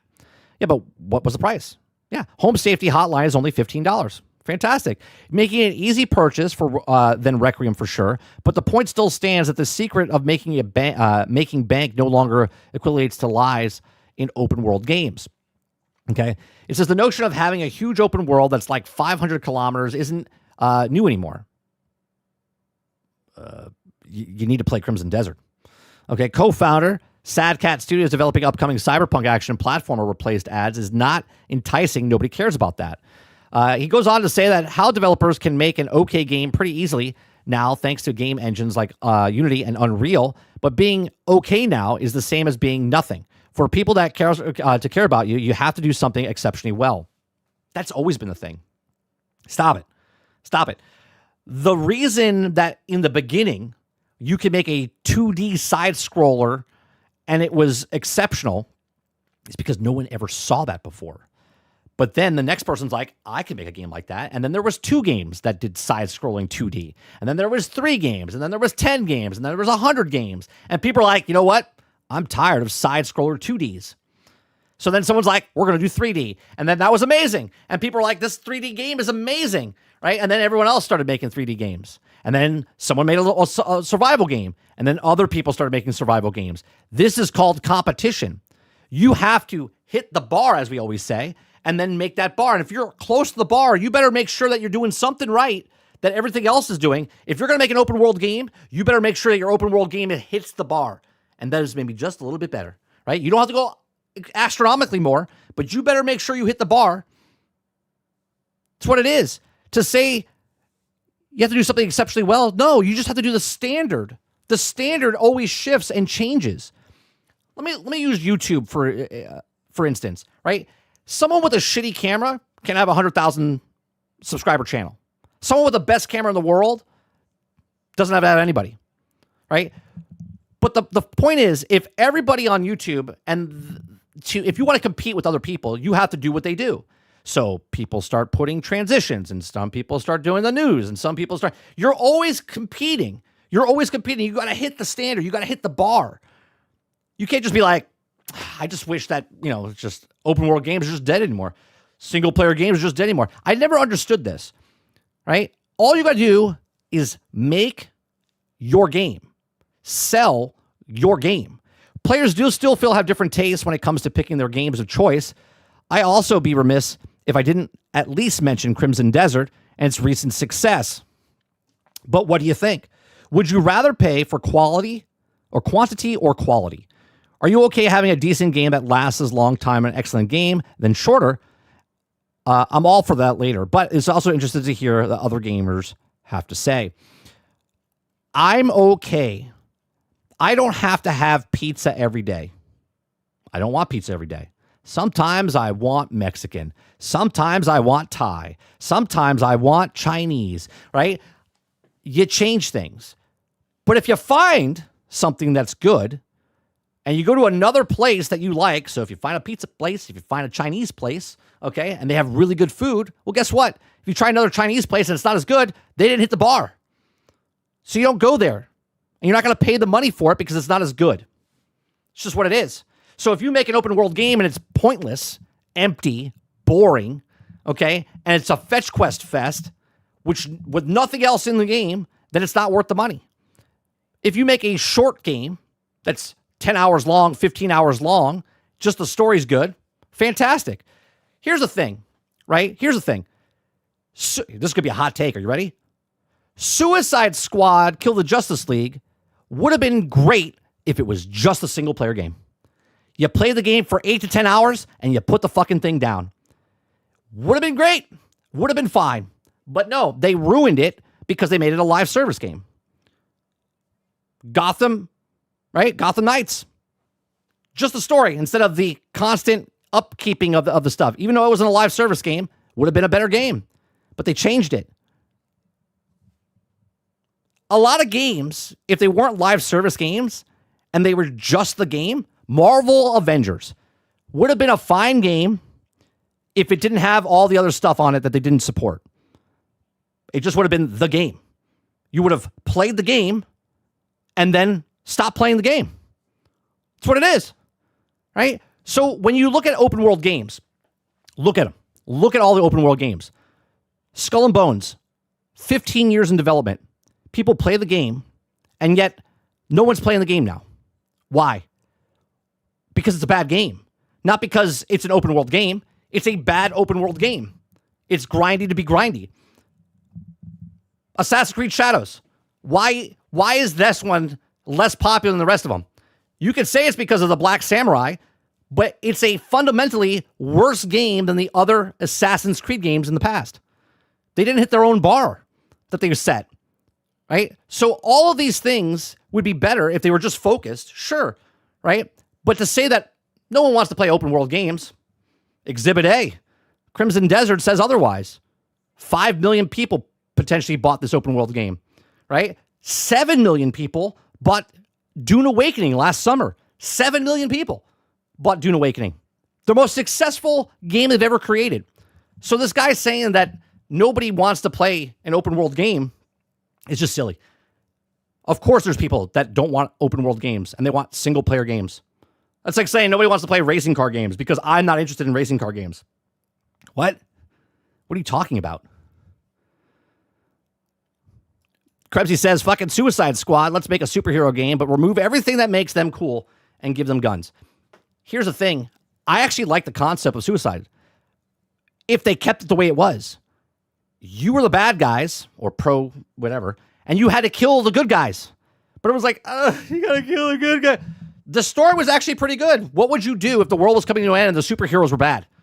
You gotta kill them so you could survive. But then they're like, you're going to fight Brainiac 13 times, and you're going to fight Superman and Batman again and again and again and again and again. It's like, all right, well, there goes that.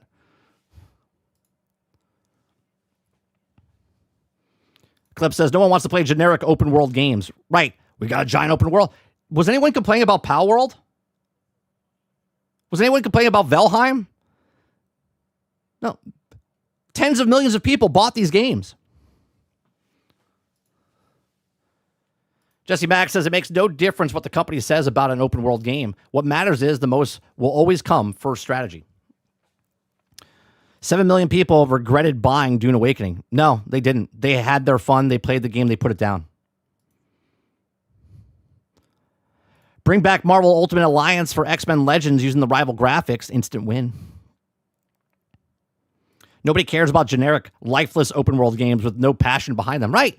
And that's the whole thing. Make a game. Like if you want to make a side scroller 2D, make it. But make sure what game that is that you hit the bar of the other games that you're making. If you make an open world survivor game, make sure you make the open world survivor game. Hytale, perfect example. Hytale is making Hytale what Minecraft is, right? It's getting to what Minecraft, and they're adding more. How are they adding more? Well, they're adding story. They're actually adventure modes and stuff in there, right? They're adding proximity chat, which is just a little bit more than what Minecraft is doing, right? If you're going to make a battle royale, you better make sure your battle royale is just as good as the other battle royales that are on the market right now. I like the 2D art turn-based strategy game. Always hit for me. There you go. Suicide Squad could be summed up as a interesting concept, shit execution. Yeah. It's a lot of games. You can just remove Suicide Squad there, insert game there, and then just, keep it going. Brainiac 13 times, one of the dumbest choices ever in the game. Do you remember, Water, when we first saw Suicide Squad and they first showed the thing? I said, it'd be stupid if you fought the same guy that many times, right? Like over and over. And then it happened. I was just like, bro,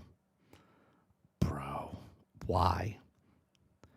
Clip says, I don't regret behind 150 hours. Don't regret anything. Yeah, I'm like at 170 for Dune Awakening. No regrets. You know why I don't have regret? Because I know what games I like to play. I don't buy games I don't want to play and then go, I don't really like that game. No, I buy games I like. That's why I have no regret. The only game that I ever regret buying was Division 1. Division 1 I bought and regretted because you had to wait so long for the content and stuff like that. I said, I'm not going to do that again. That's the only thing I regretted.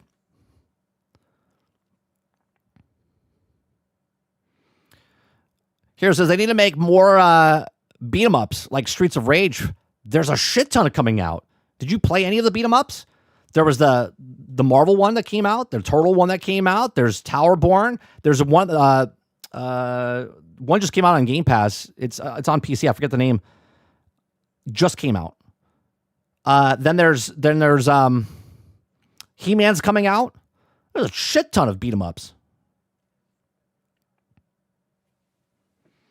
Krebsy says, you see Harley Quinn, you expect gymnastic combat with the mallet, but nope.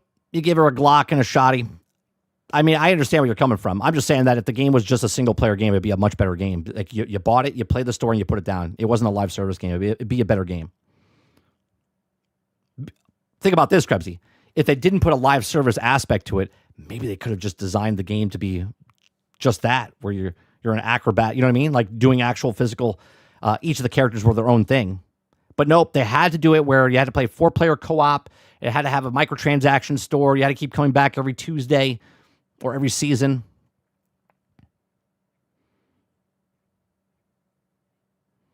Warbear says, you have to play a game for 400 hours before you can regret it.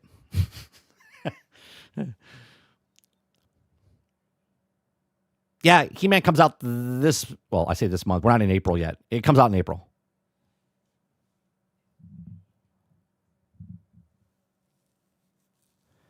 Does anyone complain about the Red Dead Redemption 2 open world? If this guy says nobody cares about the huge open world game, it's going to be a problematic in gaming industry. Yeah, it seems very, very strange that no one cares about open world. This is a really bad timing when Crimson Desert comes out and people literally are buying it and it's very popular. And even Dune Awakening, that nobody's playing right now, okay, bought the live service game. Well, it's not really a live service, open world game, okay? They're still adding content to it. 7 million people bought it when it came out. More people bought it afterwards, but 7 million people. You think 7 million people are going to buy this guy's game? Probably not.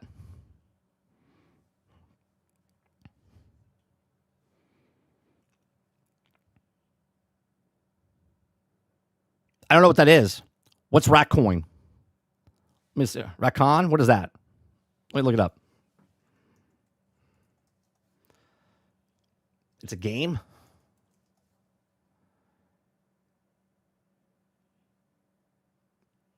The Expedition 33? Is that what you're talking about?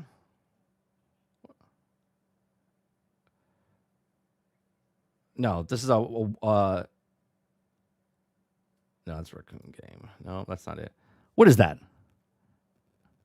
Raccoon City? Game is legit? What game is that? Forspoken's my biggest regret. Holy shit, man. Oh, you bought Forspoken? There were signs on that thing everywhere.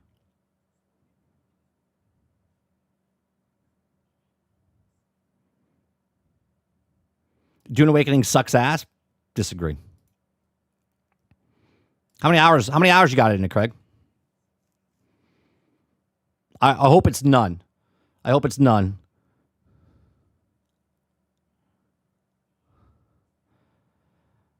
Let's see. Jason says, where the fuck is Ill? I'm dying for that game. Too many? So the game fucking sucks, but you got too many hours in it? How many hours? Come on now. I got 175. I got 175 in Dune Awakening. Are you more or less than me? Regardless if you're even close to me, you're full of shit if you say it sucks.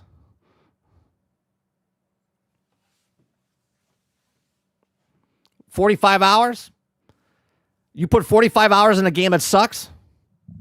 That says something. That says something.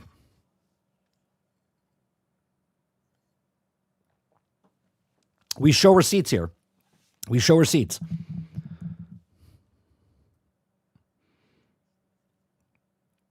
I mean, you could talk shit, but if you didn't put enough hours in and say it sucks, I want endgame. All right, well, that's understandable. You could say there's parts of the game that's bad, but Dune Awakening doesn't suck. The part that you're in the world and exploring and doing the story and stuff is good. It's good.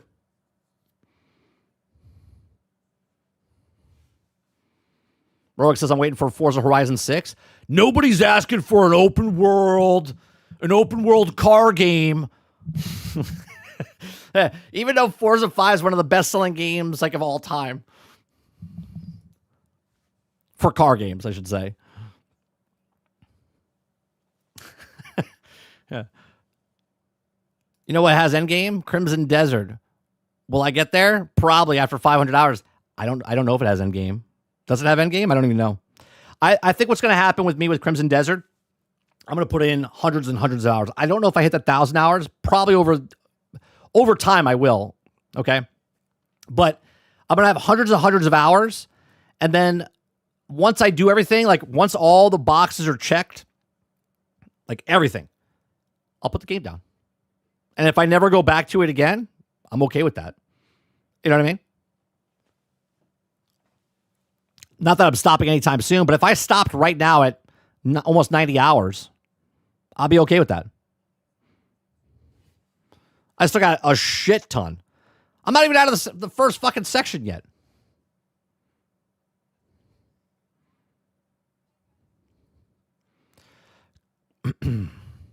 I want endgame. Craig says, and then we see how many copies it sold on Steam. It sold 7 million copies. It was only on Steam. They came out and said it.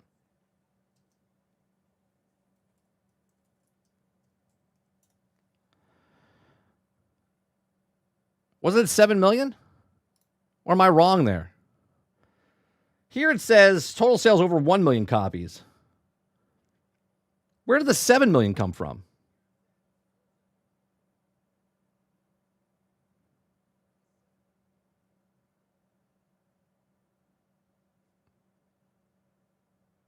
Where did the 7 million come from? I remember them saying something about 7 million. It was the best-selling game they've ever sold. Am I wrong there? Because Ark Survival, it outsold that. Oh, maybe it was. Hold on a second. Dune Awakening, best.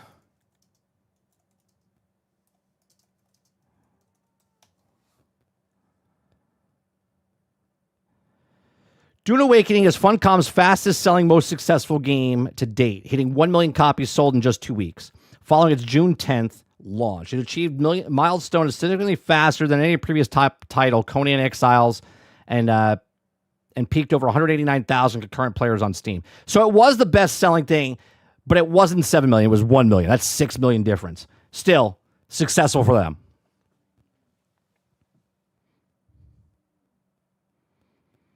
Jesse Max says 30. It does have an endgame. Crimson Desert features a robust post-game / endgame experience that begins after rolling credits. Players can continue exploring the massive world. Access epilogue. Okay, cool. So my bad. I thought it was 7 million. It was 1 million. 1 million.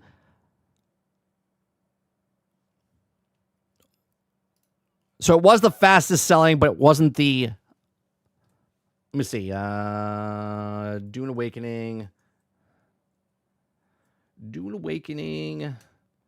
Steam charts.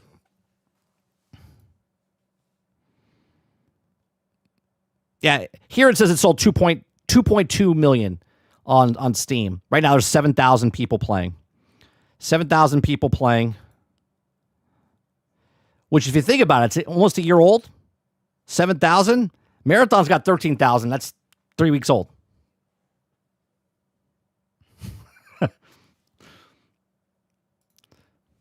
and this has got to hurt a little bit, right?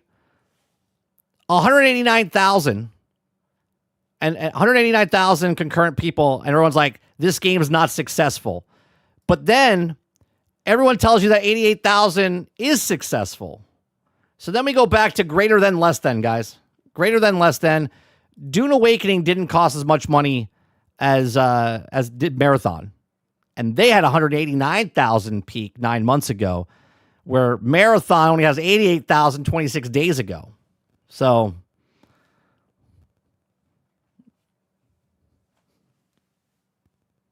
yeah. Greater than, less than. Mr. Z says Crimson Desert endgame to try to find out all the stuff is missed when you also completing the main story. I don't want to do the main story, and I'm trying to do the stuff in the area that I'm in, like the whole area done before I move to the next area is what I'm trying to do. That's what I'm trying to do.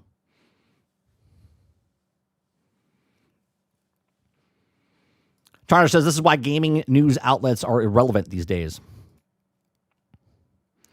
All right, we got the indie thing down. We got one more story here, which I saw.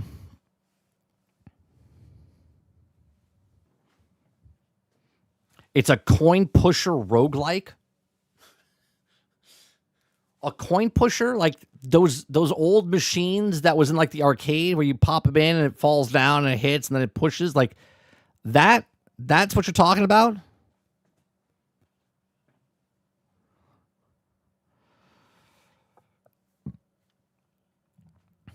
It's the shit. I mean, I'll take your word for it, Craig. I'm not going to look into it myself.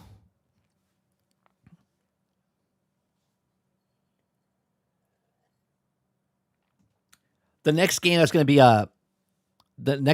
like a big seller. It's going to be a Plinko. It's going to be a roguelike Plinko game. People will be like, it's the greatest game ever. It's Plinko. It's like, it's just Plinko. Yeah, but it's a roguelike to it. It's like, okay, cool.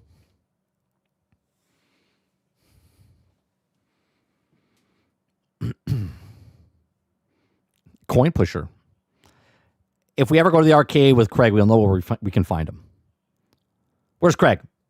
Check over by the coin pusher. I think he's over there. All right. The next story. Crimson Desert patches are delighting fans, but some say that they're making the game too easy and now want a hard difficulty mode. I'm not even going to read the article just yet. There's no shame given, Craig. I'm not giving you shame. I just want you people to look at this, right? Pretend this was a Dark Souls game. Pretend this is a Dark Souls game, okay? Dark Souls has no scaling. It's just hard, right? And someone comes in and says, I wish there was an easy mode in this. And everyone's like, the fuck did you say? What did you say? Easy mode. Get good. Now in Crimson Desert, they're like, it's too easy. Now people say they want to make it harder. And it's like, wait a minute. How does it work one way but doesn't work the other? Right? I mean, I'm okay if you add a difficulty regardless of what game it is. Right? Because obviously if you add a difficulty scale to Dark Souls games, more people would be able to play your game, but the developers don't want to add that, which is fine. But I find it humorous. And again, it might not be the same people that are complaining about the hard mode or easy mode. I just find it funny that the game is too easy and they're asking to be harder. What are we doing here? Is it gonna play? It's a little behind.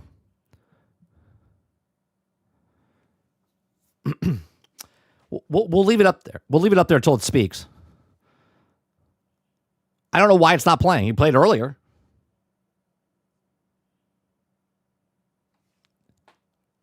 Give me a second. Let me see if I can re-push it.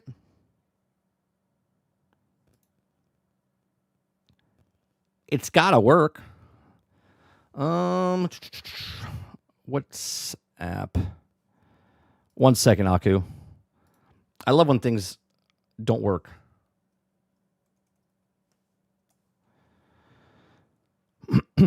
If I can push this.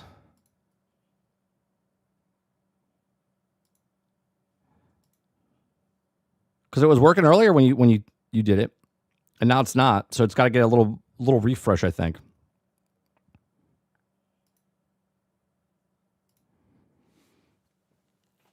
Are we going to buy a new PC, Aku? Or so I'll take it. No access allowed. Currently, Monster is limited to YouTube partner. I am. Like, what are we talking about? What are we talking about? Oh, I was underneath the wrong account. All right, let's see.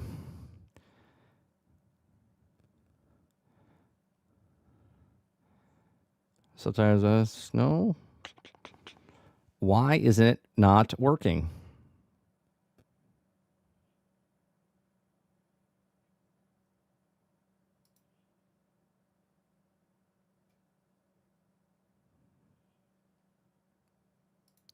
Reload overlay.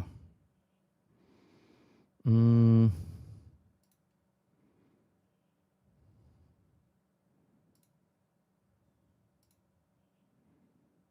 but how do I play it again? I'm not sure how that works. I'll have to figure it out. We'll get it back. We'll get it back. Give me a second. All right. Let's go over this. Crimson Desert patches are delighting fans, but some say that they're making games too easy and now want a hard difficulty mode. So there can be no doubt that the flurry of patches releases of the wake of Crimson Desert release have improved the experience, from tweaks to the controls to addition of storage boxes, from fast travel points to more summonable mounts. Crimson Desert updates are generally game-changing, and user sentiment has become more positive as a result. However, amid the delight that comes with each and new quality of changes, there is a small subset of players who believe that Crimson Desert is getting too easy. If it's a small subset, who cares? The patches, and while welcome, are starting to too easy to come with some challenges of Crimson Deserts presented at launch, whether they through the balance changes or sweeping changes of fundamentals. I'll tell you what, you want easier? Very simple. Or I'm sorry, you want harder? Very simple. Don't upgrade your gear. Problem solved. Problem solved. No scaling needed. Just use basic gear. Then do the boss fights. Problem solved. I don't even have to read the rest of the article. Just don't upgrade your gear. Done. Take all the abyssals off. Take all the stuff off your gear. Just use the gear. You're welcome.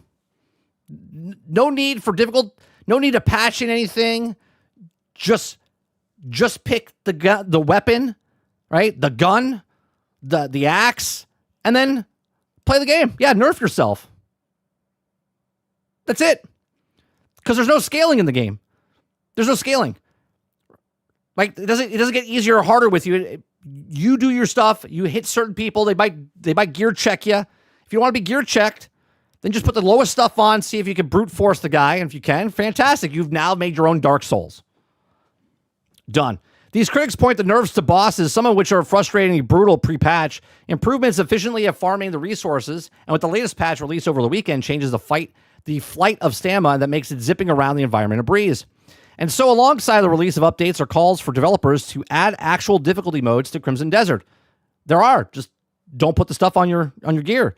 The latter of which would revert some of the balance changes made to the recent updates. Others want story, normal, and hard modes. Some are going as far as suggesting the hardcore mode that they believe that lets fans play Crimson Desert the way it was meant to be played. Game is becoming too easy with each update, declaring one player after recent updates the boss feels very easy, no challenges or skill required. Now crafting difficulty got nerfed as well. How hard is it to get 4 iron and 4 copper to upgrade your gear? This stuff is everywhere. Developers need serious consider adding 2 game difficulties. It says, quote, please introduce a level scaling to... No, do not put level scaling. Difficulty setting and added another, especially the boss fights seem useless now, and we can simply block them until penalty and just wait and finish their attack pattern and then attack them dealing insane amounts of damage. So stop putting stuff on your gear. If you want a challenge, don't put stuff on your gear. I know what you guys are saying. You're like, yeah, but he wants to play the game. Okay. But as you get powerful, you're going to destroy things. So if you want a challenge, then don't put the stuff on. You completely took the edge off. I literally slightly single-handedly eradicated all the red camps and forts in first 2 regions yesterday. It makes whole camp missions eliminate completely redundant now. The difficulty is a joke now. It's so easy, you don't even need to do anything. Just hold attack, and the bosses die. Another said, this isn't their difficulty section of everyone. They can't put some time to learn combat. The challenges made the game fun, in my opinion. Some Crimson Desert players call for story, normal, and hard modes. Some are saying that the further you get in the Crimson Desert, the harder it becomes. And some of the complaints are from players who haven't even made it out areas outside of Hernan.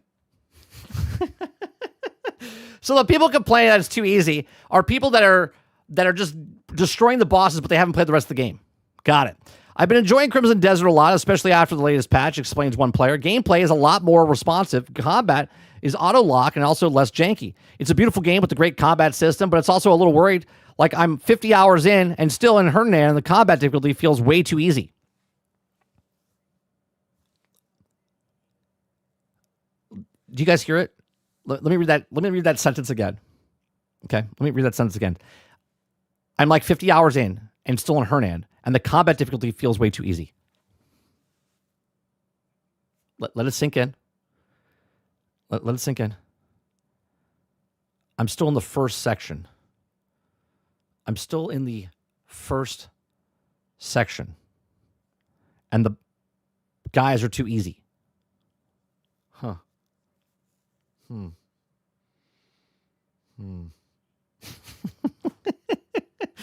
Like, what are we talking about? Like, I don't understand. Guys, I was playing Cuphead, and I'm just destroying things in the tutorial. Like, what are we talking about? Like, get outside of the first area. The first area is like the whole place that you're learning the game. There's still tutorials popping up. Now some players are using mods to make the game harder. Okay? Tweaking settings for players' status via mods to let you think things like take double damage and deal less damage, making combat in particular much more challenging. Are these people okay? If you want the game to be harder, then don't level your gear up. You just find a badass weapon, just use the weapon. Don't level it up. You've now made it more difficult. You've made a hard mode for yourself because you haven't leveled up the gear. You could choose to not level up the gear. Pearl Abyss has signaled plans to continue the update Crimson Desert, and the developer has shown a remarkable swiftness in responding to the feedback. Nothing seems off the table at the moment when it comes to tweaks. So perhaps a hard mode could be in the works to present a tougher challenge. It's also to see if the developer rolls back any changes to the way that the game plays. However, improvements to the controls, for example, are surely here to stay. You want it harder? Play with, like, turn the controller upside down. Like, but maybe balance changes could be made for a tougher difficulty mode if it does end up making into the game. Overall, though, most Crimson Desert players seem to be revealing new gameplay opportunities are now available post patches. But I'm confused because they said there is no difficulty in the game. There's zero difficulty in the game. As you go around the map, they've said this in the very beginning, before the game even came out, there is no scaling. It's, you might come across somebody that you get gear checked and you need to figure it out. And now people, small subset, according to the article, are complaining it's too easy. But they can one-tap somebody, but then don't use that gear. Again, broken record. I sound like a broken record. But these are my thoughts. Let me know yours in the comment section down below. Please make sure you share, like, subscribe. What do you think? Should they add a hard mode in the non-difficulty mode that they've already have in the game? There is no difficulty mode. You can't pick normal, easy, or hard. It's only that way based on what you've actually found and put on your character. But let me know in the comment section. Let me know in the live chat. Please make sure you share, like, subscribe, and I'll see you guys on the next one. Let me see what you guys are saying here. Let's see. I watched Dreamcast guy, and it's funny. When the Xbox does something, he is angry. But when a PlayStation, he is concerned. I never watch a lot of these guys because I stream and then I just watch certain content creators and videos. I don't watch a lot of these gamer guys. I know of Dreamcast guy because people make fun of him and stuff like that, but I've never really watched him. They better not make harder. I like the game the way it is. Yeah, nerf yourself. Yeah, just nerf yourself. And don't upgrade your skills. Don't put it in health. Yeah. Like, keep your health exactly where it is. Take all your skills off. You've now made hard mode. That's simple. Like, just reset. Use one of the other characters. Don't use the main character. Don't upgrade the skills. Done. Developers don't have to make a hard mode. They don't have to change anything. They don't have to nerf anything. It is what it is. Claims one player. Who's the one player? I don't know. It's a small subset. Guy nobody has even beaten the game yet, and they've seen that they don't even need to make it harder. The whole power fantasy is at the point of the game. If you've been a rider, you could ride a dragon. Yeah, but can you make it harder? Yeah, okay, sure. Usually games get beat within the first day of the release, and the reviewers, this game still hasn't been beaten. I think this main story's been beaten. Someone has to beat it, Roadkill. Someone has had to beat, maybe not beat everything, but they've had to beat the story, I would assume.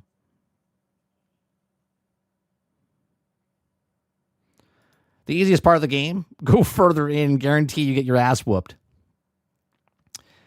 It's from IGN. They just tell made up lies. Well, I know that the dragon. I just find it funny. It's like people want it harder. Okay, so then don't level up your weapons. Just get a random weapon off a guy and use that and see if you can beat it. If you can, awesome. Do it. Do what you want. So that beginning before you even read the article. Mr. G says, I'm still nursery school after 5 years. This stuff is too easy. Right. It's like, I got held back 5 times in 5th grade. 5th grade is real easy now. Yeah. Okay. All right. Does he just want the game to kick him in the balls? There are people that want a challenge, Rowick, but that's what I'm saying. If you want it harder, don't level up your gear. Problem solved. The Pearl Abyss is a Western studio. They would have, they're caved in already into this journos. True. You could talk, yeah, you can't talk reason to logic with monkey gamers. Travis says, no, 30. People who say I need a game to be hard to be good are people who literally have nothing else in life. Well, no, there's always people that maybe they know how to do jigsaw puzzles really well. So when they get a jigsaw puzzle now, they get a puzzle that has no picture and it's all white or black, or they put a blindfold on and try to figure it out, or they already know how to do a Rubik's Cube and so they blindfold themselves. There's always people that want more of a challenge, which is great. But could you imagine selling the Rubik's Cube, right? Where it's just, they have this, by the way. I don't think it's a big seller. Where it's all just like one color or something. And you're like, it's solved. But there's like a numeric, you know what I mean? It's like, it wouldn't sell very well because it's a challenge. It's like, oh, figure this out, right? There's always people that want a challenge. But for the small subset to change the fundamental of the thing, doesn't make sense. And I go back to what I said in the very beginning. People that defend Dark Souls games, they're like, no, we don't want an easy mode. Why does it go the opposite direction? Again, there is no easy, medium, or hard mode in this game. It is what it is. The small subset saying we need a hard mode. It's bad for people to ask, small subset, to ask for an easy mode in a game that's hard, but it's okay for the small subset of the people that want a hard game in an easy game. Krebsy says, fuck IGN, fuck the company who got caught using AI reviewers, fuck Kotaku, ignore the tards. Now we know. And knowing is half the battle. That's Krebsy's TED Talk. Thanks for coming out. Krebsy's Tech Talk. Travis says, 30, come on, man. It's not enough to be hard for me to making it harder on myself. It's got to be harder for you because you know if you do it at a smaller rate than me. Let me read that again. Come on, man. It's not enough to be hard for me. For me is making it harder on myself. No, at all. It got to be harder for you because you know to do it at a smaller rate than me. I don't get what you're saying. You're saying that they want to make it harder, even though it's a small subset, to make it harder for you is what you're saying. Just undoes everything my life has ever been about, man. Because the people have nothing to do with value of their time and the entire identity of the hard game. Me, I'm good. I mean, like I said, I understand that people want it. I just find it funny. It's not good for one way, but it's good for the other. Ray says, I have to applaud AC Valhalla. You can customize your experience with the many game settings. That's accessibility stuff, right? That's accessibility stuff. All right, let me see if I could fix the thing for Aku, because where is that app that I had? Is it this one? What is this?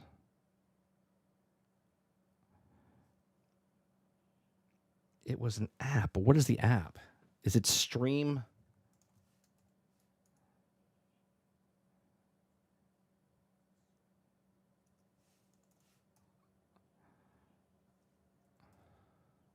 Is it Stream Elements?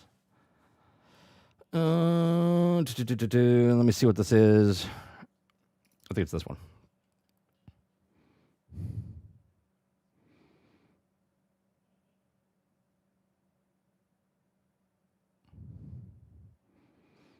Was it the compete with listen to the Disney thing?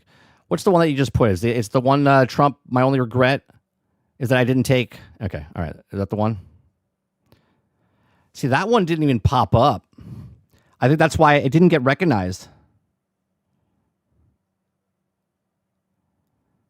How do I refresh that?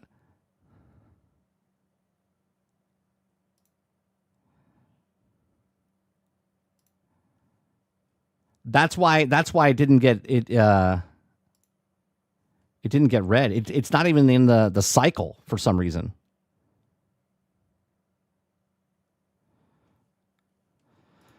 So I'll read it. My only regret is that I didn't take Travis' PlayStation so that it would become a PC MR. Thank you for your attention to this matter. It's a terrible Trump impersonation, but I at least for $5, I think it was worth doing. I think it was worth doing it. Thank you very much for your contribution. I appreciate that. I don't know why it didn't pop up. It's not popped up. Like, you can see it here. I'll bring it up on the screen. You can see that it's not. The last thing is 1 hour ago for some reason. And I can't refresh it. It's strange. Like that one didn't show up in the actual thing, which I don't know why.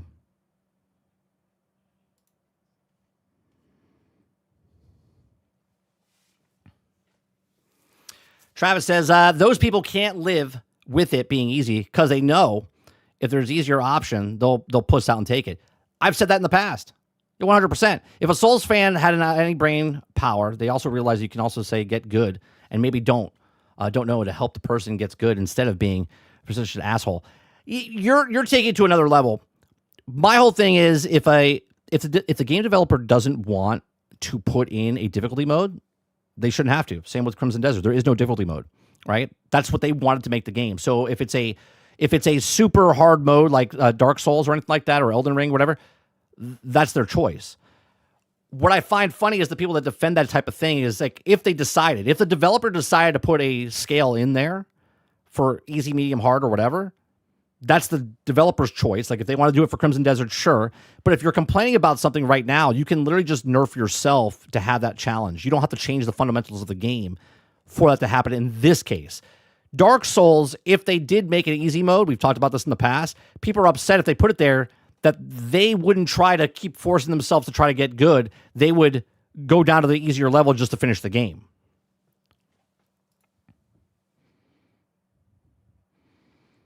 Let's see.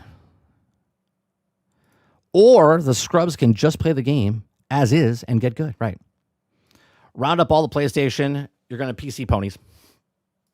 Trump was mentioned, according to Jimmy Kimmel. It needs to just be blocked completely. This is why I played Souls multiple times and Halo games on legendary modes because of other difficulties. Sure. Usually the way I play, like me and Sarge, if we really like a game, we'll play it normal. We'll go through the story first, and then if we really like the game, we'll go back and we'll play it on the harder difficulty. You know what I mean? I'm a person that doesn't like to play hard first because I don't want my enjoyment to be ruined. I want to get my money's worth and my time value out of it, so I play the game as normal story mode or whatever. And then if I like the game, I'll go back and play it on a harder difficulty because I want that challenge. That's why accessibility of having hard, easy, or difficult, right? It's like, well, make it harder. Okay, well then why don't you just play the game with just your teeth, right? Use your face, right? There are people out there that are handicapped that have play a game with a flute or do the touchpad or something. You know what I mean? Like there are other ways. One person has one arm playing the game, or they play with their feet, right? These people, they don't have a choice. They want to play the game. They got to get good because that's what it is.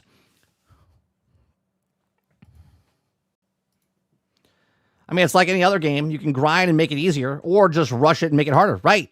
That's what I like about this game is if you want to make it harder, just don't upgrade your stuff. Problem solved. You don't have to wait for a patch. You don't have to wait for anything. Just be under-leveled.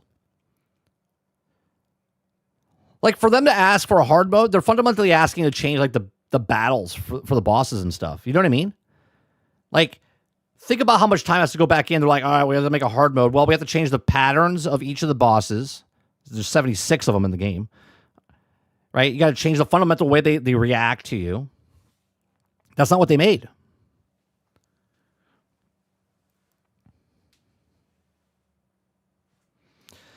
I did the Resident Evil 9 insanity mode.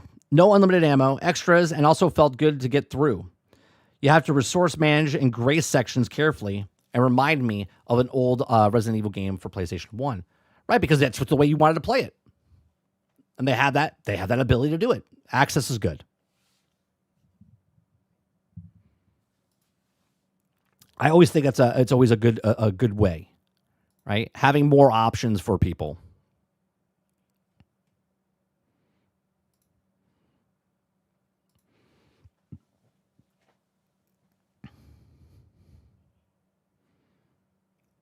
All right, let's see what's happening on Twitter here. Hightail still doing posts. Hightail. Huge congrats on the second wave of mid-contest winners. Okay, so they have a contest thing going on here. Our exclusive month of IGN first coverage of Diablo 4's Lord of the Hatred coverage kicks off on Thursday, April 2nd. So their new DLC coming out for Diablo 4. What do you guys think about this? You guys excited? Not about Diablo 4. You guys excited about this? What's the barometer? What do you guys feel? You guys excited about Supergirl? You not excited about Supergirl? I don't think this outdoes Superman. Superman didn't do very well. It went to 600 million, 624, something like that, 640. Don't know where I stand on this yet. I don't really like the trailer that we watched a couple months ago.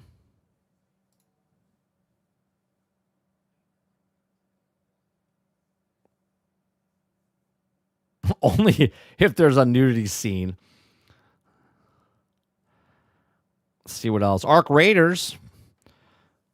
They have an update. Their new thing is coming out, right? That's coming out. Let's see. 1, 2, 3, 4, 5. They have the new character, respectively. They also have Overwatch. They introduced a new character.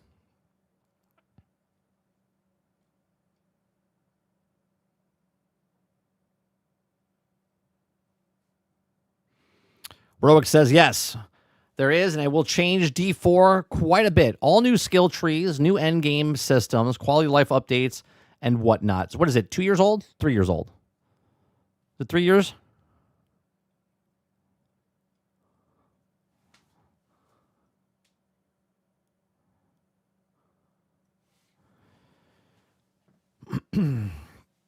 Oh, I forgot.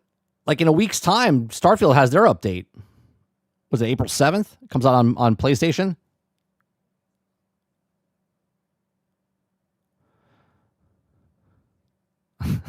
Z says if the nude scene has Mr. Terrific, that might get some tickets sold.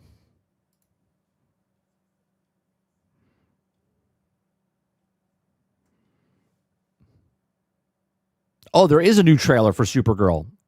Well, I don't want to watch that right now. I'll watch it later. Because the first trailer didn't sell me.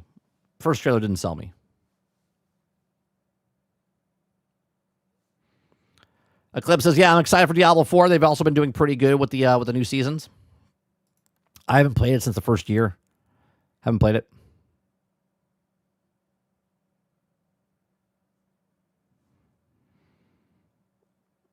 Let's see. What is that? No. New Masters of the Universe pictures. I'm sorry. He-Man is too tiny. He is. Sorry. I understand that he's young. It doesn't fucking matter that he's young. Okay? He's still supposed to be fucking big. And he's not big.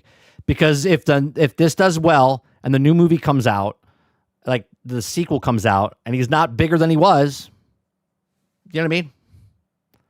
So hopefully they don't fuck it up. Skeletor looks kick-ass. Sad that it's Jared Leto.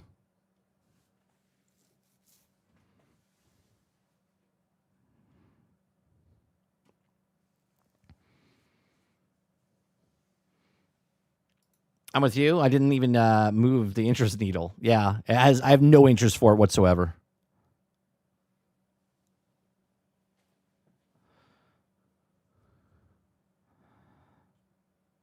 What else we got?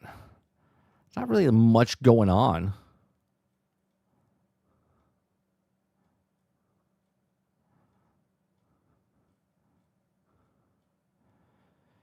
Community update for that? No. Nope. The consensus that Crimson Desert was a terrible storytelling is not true by PC Gamer. Maybe we'll read that tomorrow. I think tomorrow we're going to watch Kingard's video because I don't like watching brand new videos like super early. I want to kind of let it cook a bit. So I think we're going to watch Kingard's video either tomorrow or Thursday. We'll watch his video that he did this week. It's about Steam versus publication numbers, or I believe.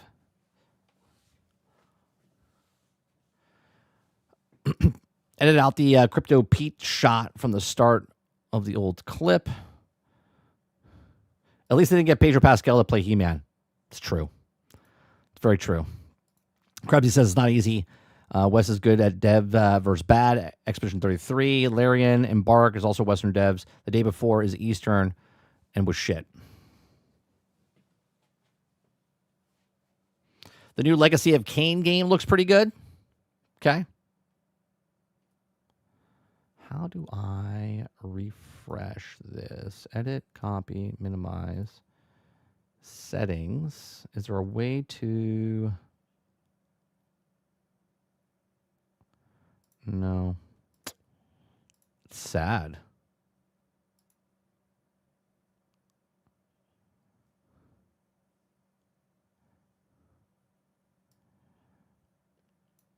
I'll tell you what, Aku. If that thing ever gets updated, we'll play it on another stream.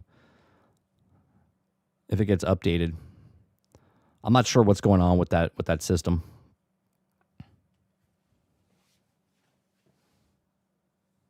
So we will hear it, but we just won't hear it now.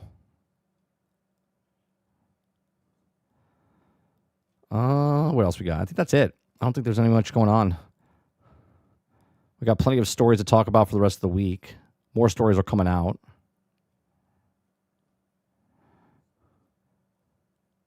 Absolum. That's the game I was talking about. This is a brawler right here. I was thinking about. This is on Game Pass. It came out on Game Pass. I wanted to give it a shot. It looks actually pretty good. Right now, it's on Steam for $16. It's also on Game Pass. Steam Deck playable. So it's called Absolum. Absolum. That's a side, beat 'em up there.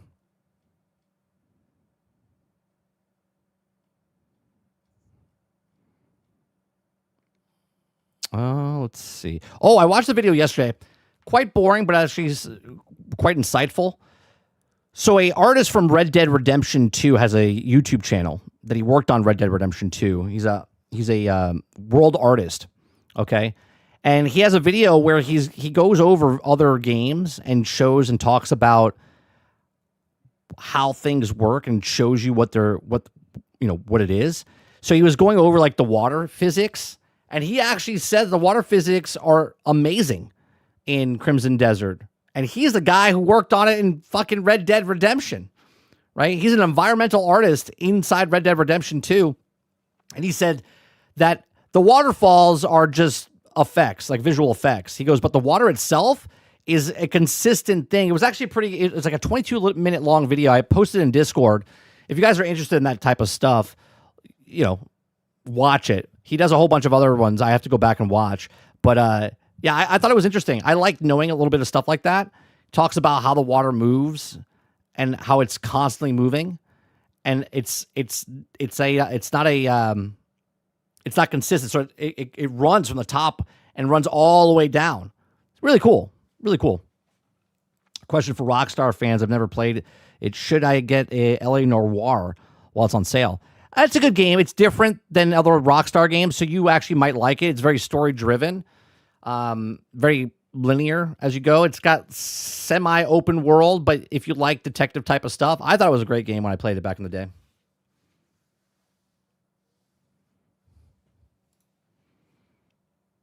God, that came out a long time ago.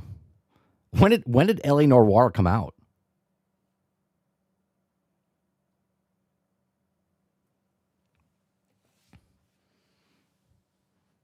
It took 8 years to catch up to Rockstar.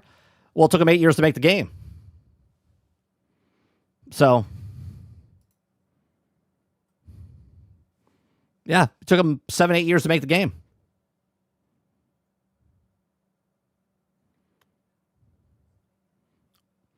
Yeah, it's an interesting game, Travis. I like it.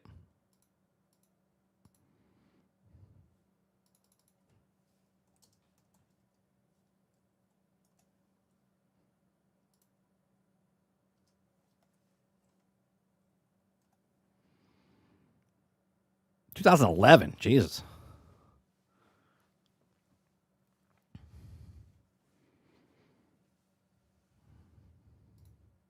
That technology was crazy back then when they were showing the visuals and how they did the faces and stuff like that. I remember watching a bunch of videos on that stuff. All right. I think that's going to do it for me this morning. We do appreciate you coming out, hitting that like button, hitting that subscribe button. We do this Monday through Thursday from 10 o'clock in the morning till noon Eastern. If you like it, hit that like button, hit that subscribe button. If you'd like to go above and beyond that, become a member as little as $5. Again, we just cover news stories, have conversations, get you through a couple of hours of your day, evening or night, wherever you are in the world. We are streaming again tonight, more Crimson Desert on our other channel, 30 and Still Gaming. That's just where we play video games. It's super chill, laid back. I interact with chat there as well. So if you want to come over as we play with Crimson Desert tonight, come on over. 30 and Still Gaming. Check out our other videos that we have on this channel as well. We do a podcast on Thursday nights called Generation X Gaming. I'm starting to try to get other content creators back onto chatting with 30. So not saying that this Wednesday or anything like that, but I have other content creators I've reached out to that we're trying to set up interviews with. So hopefully sometime this year we'll have like maybe another 3 or 4 interviews with content creators across the platform. We do appreciate you very much for all the support. If you guys like to help us out here, you can always go get a apparel or a shirt, a sticker, a cup, a mug, whatever it is. You can also listen to our music that we have across all platforms: Spotify, iHeart, Pandora, Apple Music. I wrote all the songs. The AI has made all the music for the songs. They're fun. They're upbeat. They're, if you're part of our community, you understand what they mean. We appreciate it. And I'll see you guys on the next one. Peace.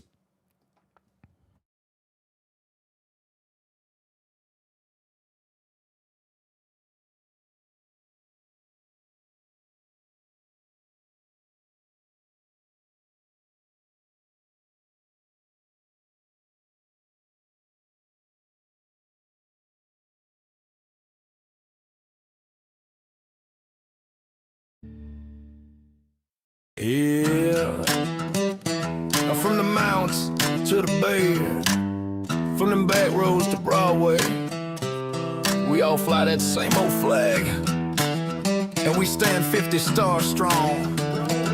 Let's ride, let's ride. We 50 stars strong, wave that flag high, red, white, blue, freedom in the sky. From sea to shining state we roll, 50 hearts, one country soul. Hey, from the farms to the towns, from the ridge to the bay, can't nobody do it like the USA. Different roots but the same old song. From sea to shining state we 50 stars strong. Started in Maine where the morning breaks, down to Georgia where the peaches bake. Carolina charm, Tennessee sound, sweet home roots in the red clay ground. Midwest fields in that southern drawl. Texas big, we stand tall. Oklahoma win, Kentucky soul. Heartland proud, we strike gold. Raise them up from the plains to the coast. We the kind of folks that love the most. From the Bayou to the mountain lakes, we shine bright from state to state. Colorado high, Montana free, Wyoming skies in the dead evergreen, Nevada lights, Arizona flame, Utah rocks with a western name. Oregon rain, Washington pride, Cali dreamers with that ocean tide, Hawaii waves, Alaska cold, 50 stories, one flag we hold. Yeah, it don't matter where you're from, city block or track to run, we all bleed red, we all sing loud, this is home, this is proud. We 50 stars strong, wave that flag high, red, white, blue, freedom in the sky. From sea to shining state we roll, 50 hearts, one country soul. Hey, from the fields to the towns, from the ridge to the bay, can't nobody do it like the USA. Different roots but the same old song, from sea to shining state we 50 stars strong. From New York lights to that southern clay, to the Midwest grind and the California way. Every corner, every road we take, we carry that pride that won't break.